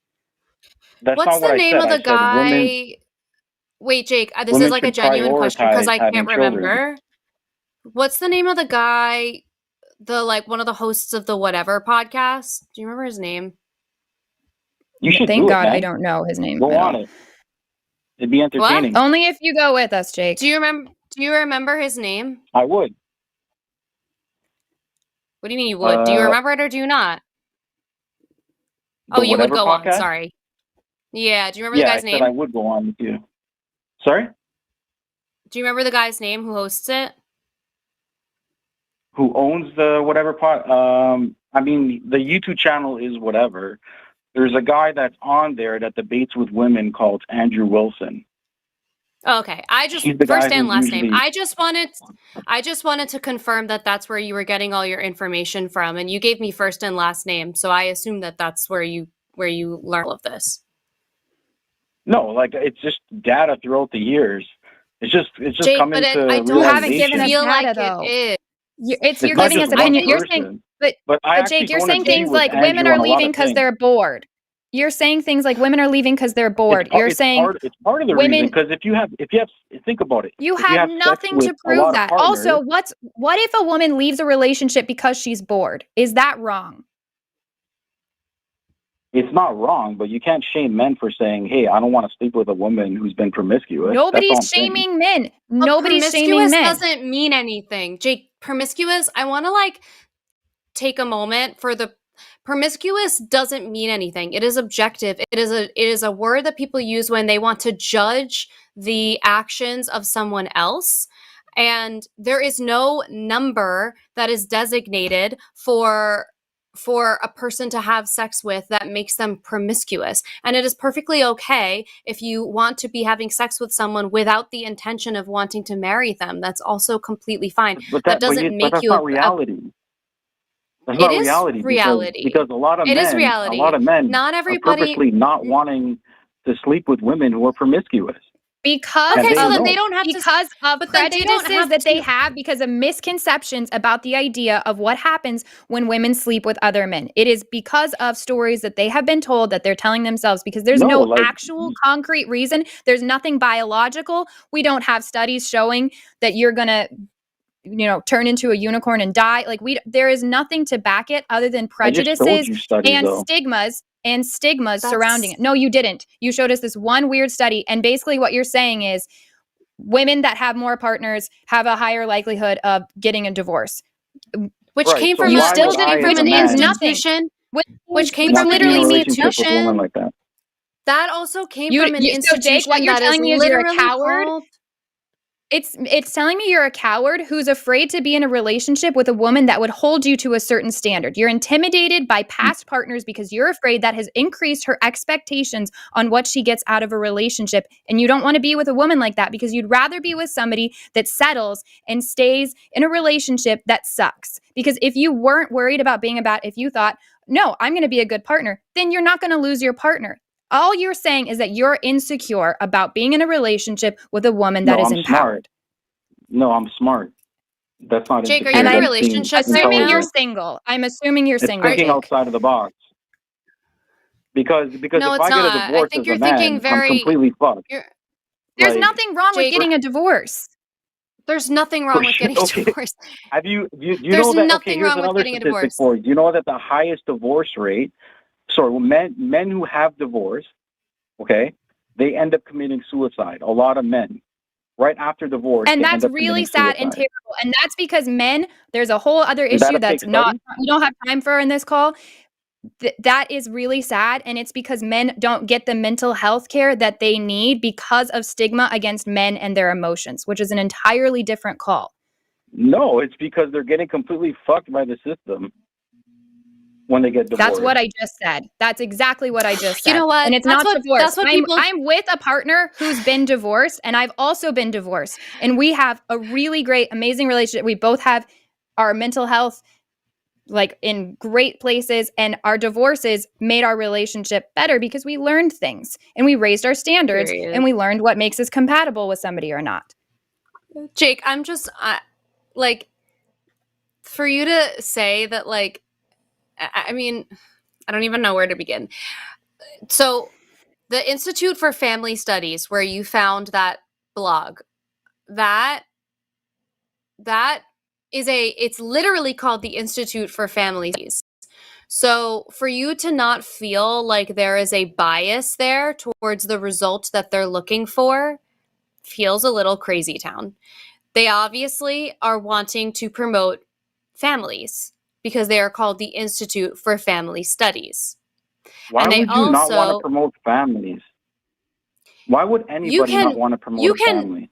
You can support families. What kind of family, Jake? What kind of family are you okay promoting? Because I think families are great of all kinds. So what kind are you okay with? The nuclear family. Is that a two-parent heterosexual family?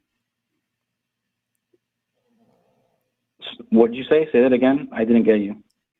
So the Institute for Family Studies only promotes two-parent heterosexual families. Is that, when you say a family, is that what you're referring to? Yeah. Okay. So you're not cool with a gay couple having a child that they adopt? Not really, no. I'm going to tell you now, we're probably going to drop this call. Because I don't have the patience for it tonight, and it's 3:40 a.m. my time. And this kind of rhetoric is just like, so it's 2024. It's 2024, and I don't have time to argue with bigoted people or people that are being homophobic. That I don't need an argument for I don't need an argument for basic human decency, and I won't. We're not having somebody come on here who is anti-gay, anti-women's choice, anti-divorce. Like, what are we talking about here? It's just another opinion. It's just another opinion. No, why can't you accept it?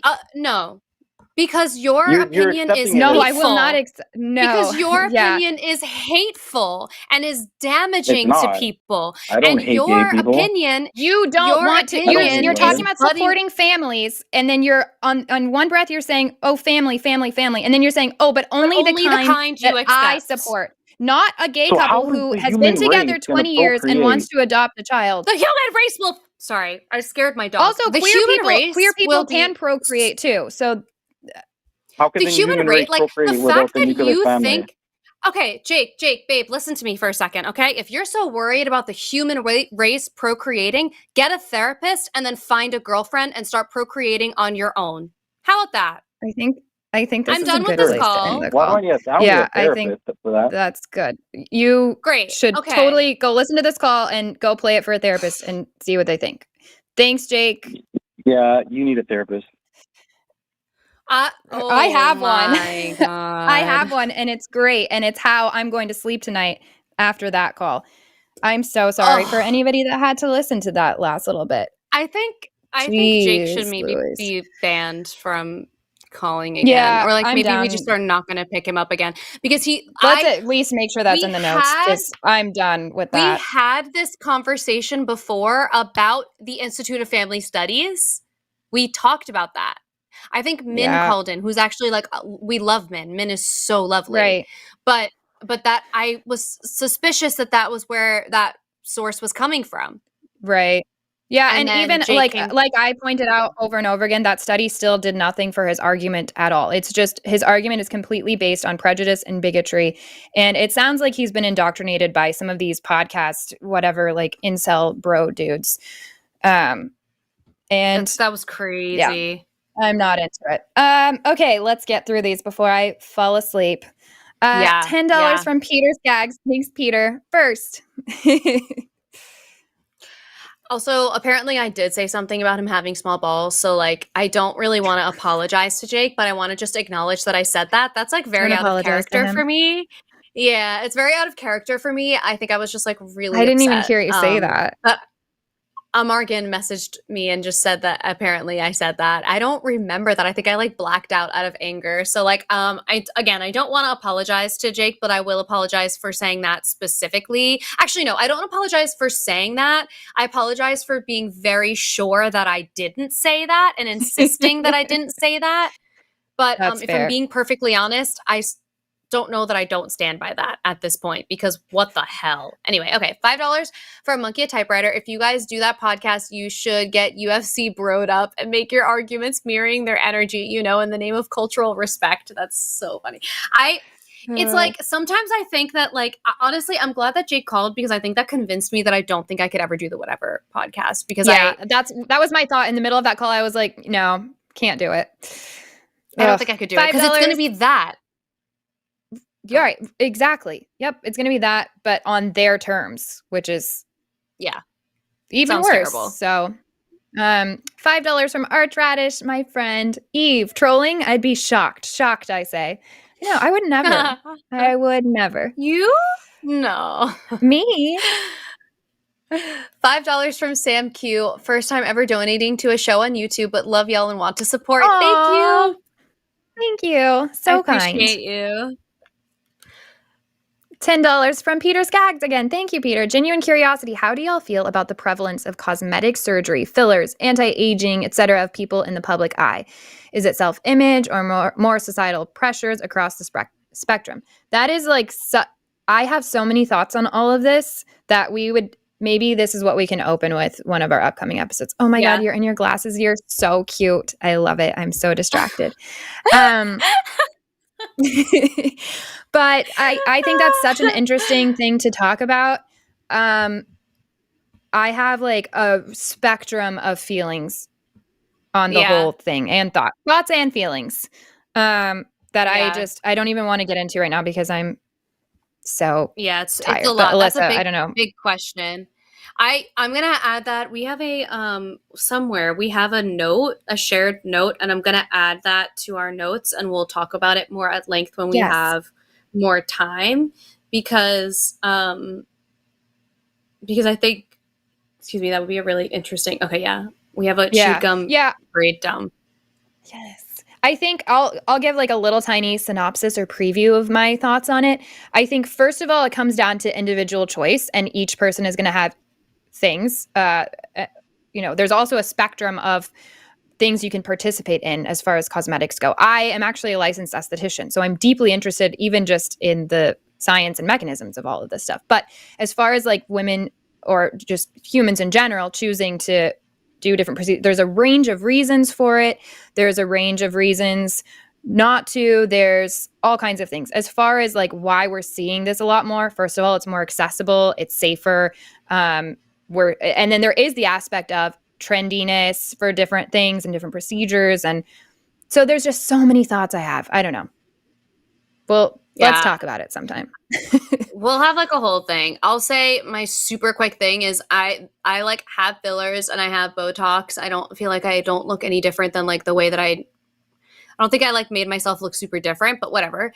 That was my choice. And my biggest thing is like disclosing all of it, because I would just feel like I'm allowed to make whatever choices that I want to make. And it's also really shitty when, like, remember that period of time where Kylie Jenner had like the most obvious lip fillers in the world? Like, she was like, literally, and she's like, no, it's lip liner. It's lip liner, right? Bitch. It's my lip kit. You're you guys should buy it. Literally, like that's crazy. Yeah. Anyway, no, I think that's a really cool perspective, is to make is the disclosure aspect. I like that. Yeah. Okay, $20 from Get Stanfield. You guys are awesome. Do you think you'd ever go on the whatever podcast to debate some of their ideas? Keep going, and thank you guys for what you do. Thank you so much. That's extremely generous. I don't know if I could ever do that. It sounds like we can't do it. I feel like the biggest thing is if we're going back and forth and you're just taking cheap shots and you're sending me these like weird like family studies shit that is biased, and then I tell you that it's biased and you tell me that it's not, it's like I'm gonna literally punch you in the head. So I don't know if I trust myself. It's just like bozo behavior over there, and I don't know if I have any energy for it. If they were honest about the way that they Alyssa's not gonna literally punch anybody in the head just before someone calls. She doesn't mean that. She means it in that ironic sense. Yeah, no. I mean it as like an expression. I would never. Now we'll get somebody. Jake will call back and you claim incited that we violence. Right, I'm 5 feet tall. Leave me alone. I literally cry when someone argues with me half the time. So, just a question. We do have like 25 left, and they're still coming in. Did you guys want Oh my to bump God. the supers up to like $10 for the rest of the night? That way, Yep, we're not here all night Thanks, long. guys. Yeah, because I can barely hold my head up right now. Okay. Yeah, we'll go through them faster too. Thanks, everybody. Okay, we'll go faster. Sorry, guys. Wow. $5 from Peter Skaggs. Thanks much. Thank you. That's super nice. $5 from Monkey a Typewriter. One thing I wish I'd learned earlier is that I shouldn't go places I hate because other people think they're cool. Board game night is better than clubbing always. Period. Agreed. Agreed. Yes. Love that. Not that I know, but I do know board game night, and I like that. $5 from Skeptoides. Questions. Where did Alyssa get her shirt? Does it come in men's? Me once. Like Gollum wants the ring. Or the one ring. Sorry, I didn't say it through. It's a company called Change, and I think it's spelled CHNG. CHNGE. So it's Change without the A. But yeah, I'm sure if you like look up Change and you look up what's on the shirt, you'll find it. And they have it in men's, and they have it in all different types of like dimensions, like tank tops, bigger t-shirts, all that kind of stuff. Amazing.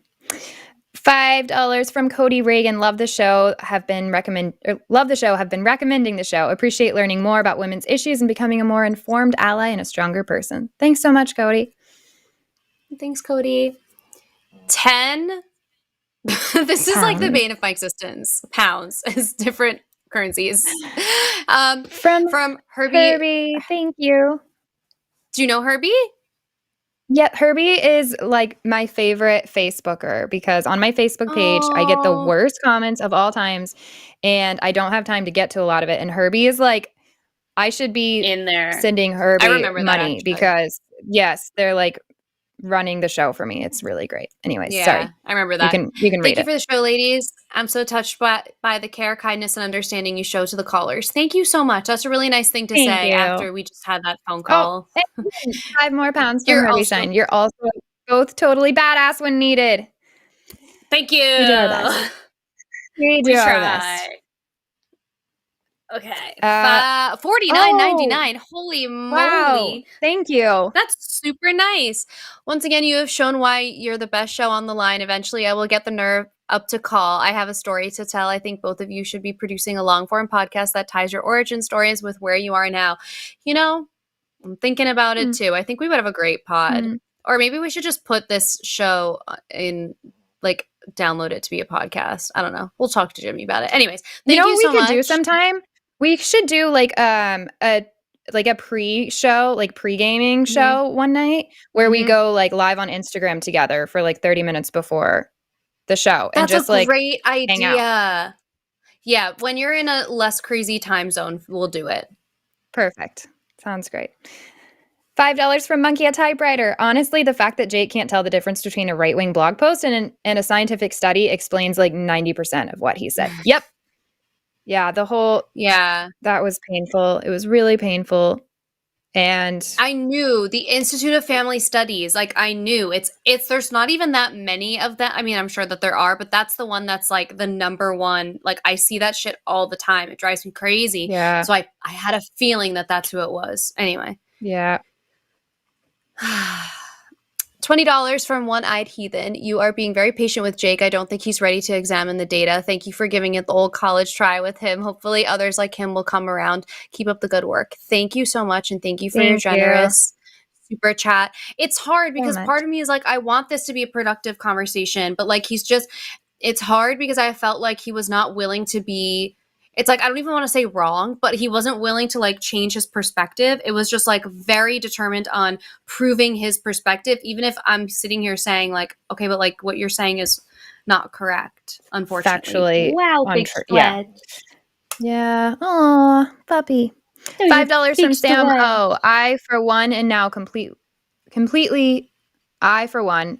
Oh, I think I for one am now completely convinced Jake is not a misogynist. Didn't he do a great job of convincing us all of that, guys? Except now we also get to know that he's homophobic. So, bonus that points. Was very upsetting. That was especially upsetting to me, and I felt immediately like so personally defensive because the person that I've been talking to he's a test tube baby and has 2 moms, and like is legitimately one of the kindest people I've ever met in my life. Like so well adjusted, like, and I think he's the first person that I know personally to have like same gendered parents, and like now I felt like knowing a person personally too, I felt like mama bear instinct of like, you will absolutely not come into my show and talk like that.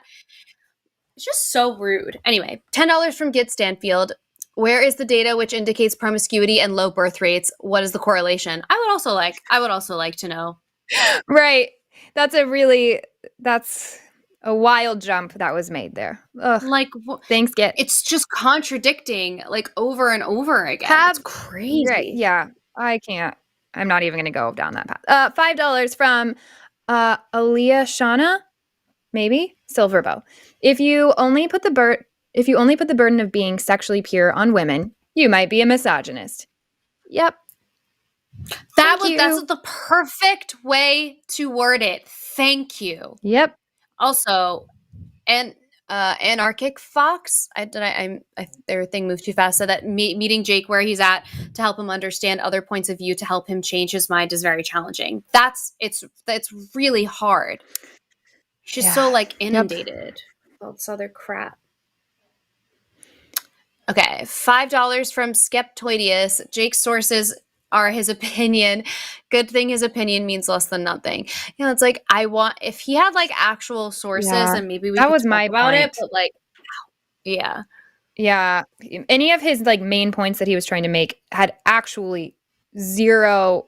He was like jumping from this maybe tiny little point here to here with nothing in between.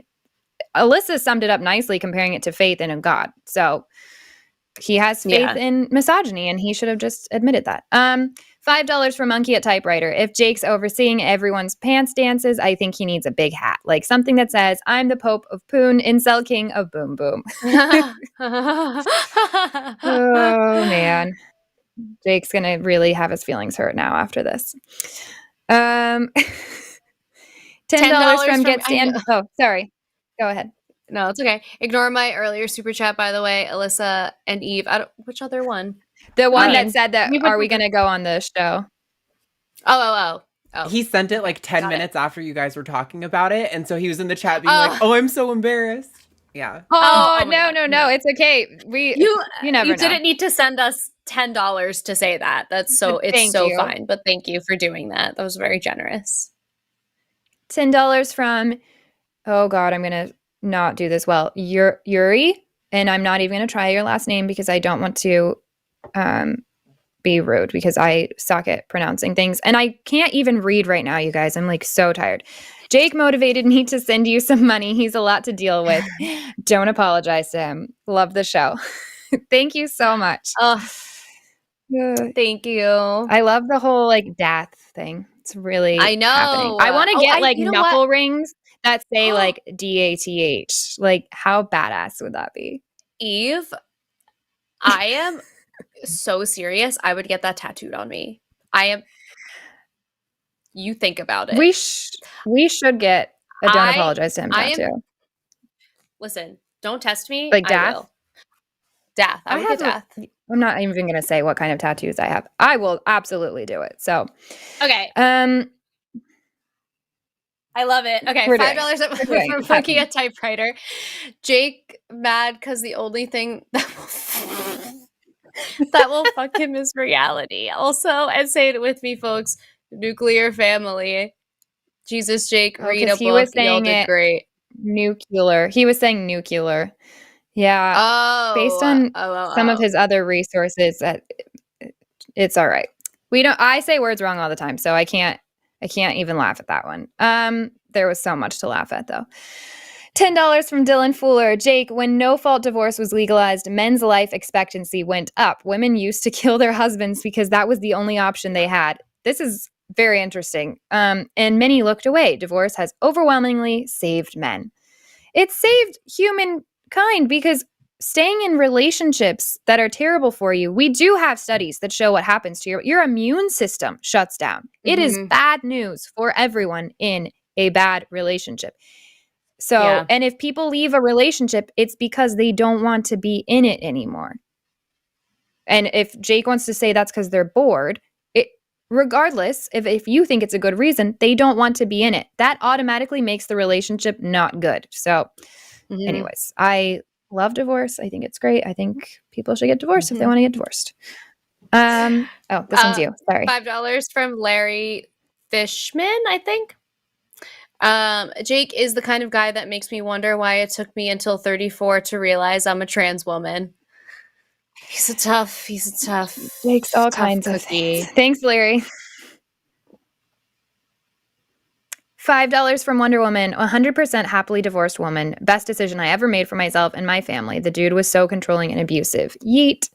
I'm so sorry, first of all, but also I love the yeet. I have yeeted a few men myself, and sometimes you just gotta eat them. It only gets better every time when you eat them. So $10 from Alishana Silverbow. I think that's right.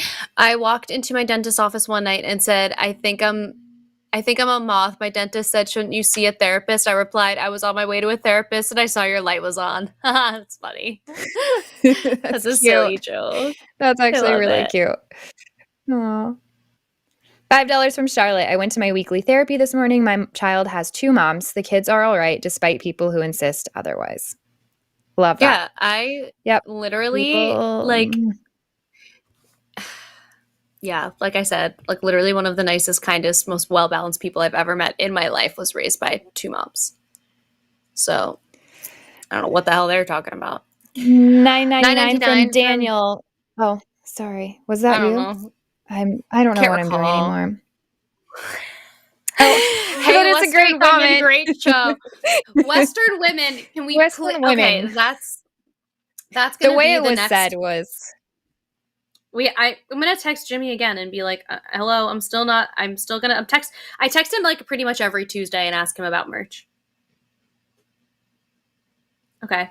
Proceed. Thanks, Daniel. Are there more? Maybe. Maybe not. There we go. $5 from Charlotte. P.S. Jake does, in fact, have small balls. Hashtag DATH. Ugh, that was such a rough call, you guys.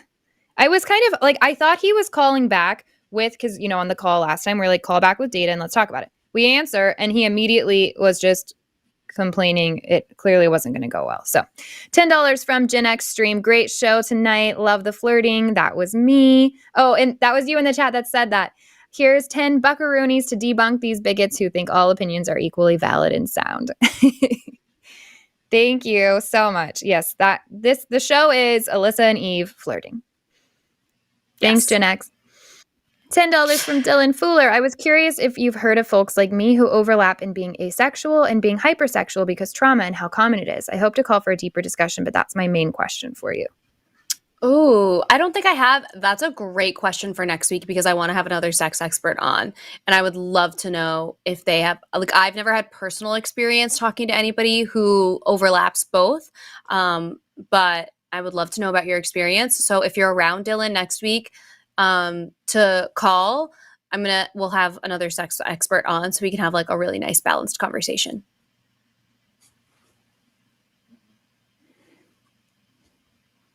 $10 or $5 from Paramount X. Jake, James, whatever. That would be a nice little end boss video to watch. Is he our final boss? Nah. No. No. Not even. That was like nothing. Yeah. Yeah.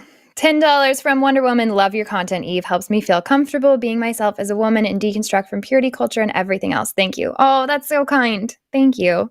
And if you're not already following Alyssa, I love her content so much. I absolutely adore the way that she communicates what she communicates.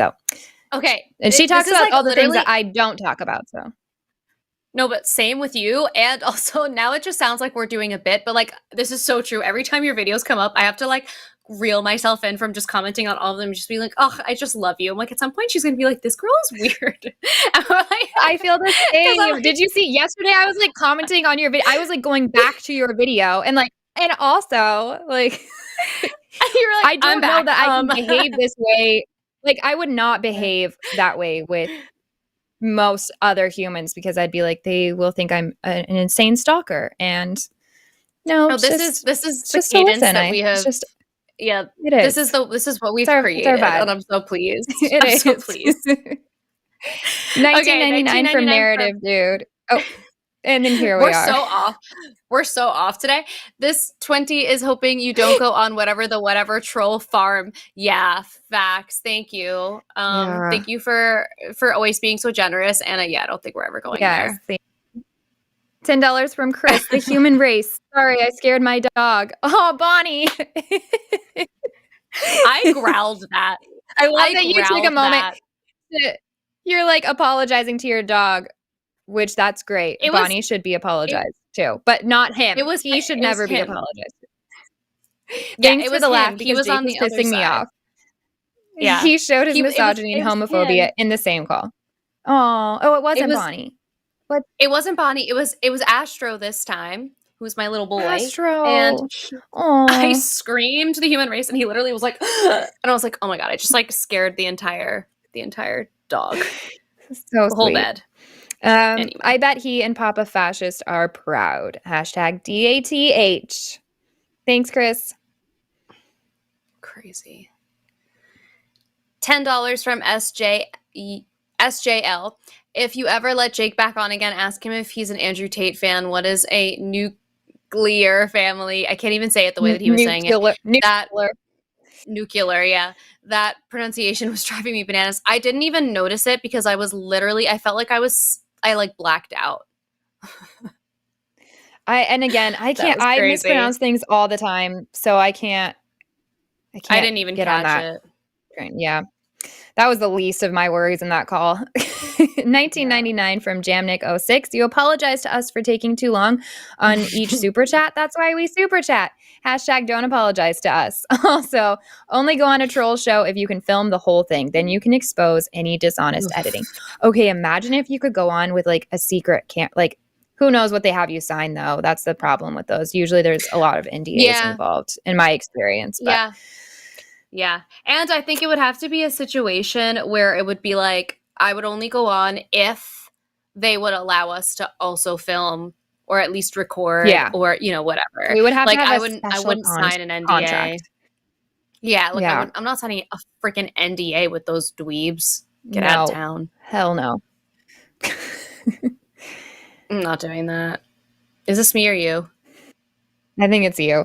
Who knows? Okay. $10 from Monkey at Typewriter. Keep Eve here all night. No, she's going to bed. I keep looking at I know, the you guys. time. I'm like Damn. fading. Damn. Also, Jake's mentor humorously calls himself Big Papa Fascist because he thinks it's triggering to lefties. That's crazy. Oh, that's like actually a thing he calls himself? Jesus Christ. Big Papa Fascist debated Matt and called me Matt's husband in front of a room full of people. Yeah, he is a terrible human being. Oh, you're fucking kidding me. Wait, this makes me want to go out for from revenge. The Whatever? Is that the Whatever podcast guy? No, I think they have him on there sometimes. Oh, he might go on. I think he's just on there sometimes, maybe. Wow. Oh, the rage. The absolute rage that I'm feeling right now.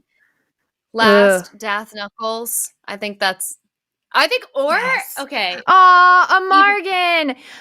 We miss you, Amargan. Not gonna lie, we were like, girls' night with Arden, but we do miss you, of course, because... $10 from Amargan. People in chat have asked, Alyssa, what's your shirt say? Sorry, I couldn't produce for two of my favorites. We love you.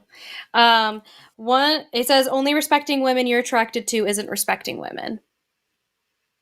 That's what my shirt says.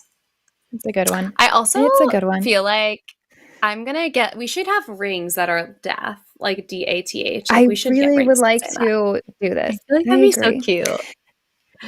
I think it would be adorable. We have the dad $10 from... Yes. Sorry, we could just have dad like everywhere. No. Oh, you were reading the comment. I thought you were just saying that. That's how I'm delirious, you guys. This is getting not good. Thank you. For the $10. I texted Jimmy again, and I said we need the Dath stuff, and then also Western Woman, I think would be very cool. We've got to come out with all of these. We need something. All of our line of merch. I also would I think it would be cute to have just like a chewed gum shirt. Yeah. Too. With like the bubble gum. Agreed. Also, okay, now I'm getting really crazy.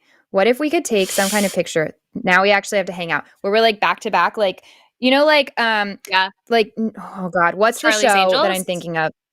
Charlie's Angels, but remember the cartoon version? It was not Charlie's Angels. It was like Spy Girls or something like that. Totally Spies. It was right? Totally Spies. Thank you. Yes, I love Totally Spies. Okay, so what if we like could make a graphic of us like that, but with like chewing gum, and it could say like hashtag don't apologize to him on it. I don't know. I'm just saying it could be really cute. Very yes. Yes. I love this plan. I love this plan. We have to do it. Thank you, Mahalia. $10 from Chris. If someone is unhappy in a marriage, would Jake support making them stay in it? If yes, how is that loving while knowing they are unhappy? Hashtag don't apologize to him. No, seriously, he's annoying AF.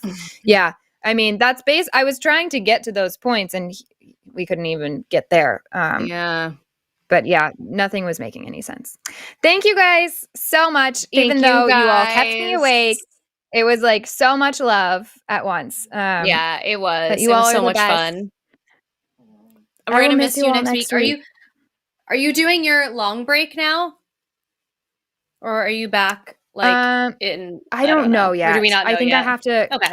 We don't know yet. We don't know. We'll find out. Okay. But I will miss you guys in the meantime. You on Marco Polo. Yay. Okay. And maybe we can do like some kind of live together. Thanks, Arden, for filling in tonight too. Arden's like, anyway, good night. Like, go to bed. I did not mean for it to happen that way, but fair. No, I'm glad. Thank you. Thanks, crew. Thanks, mods. Thanks, I love readers. you guys.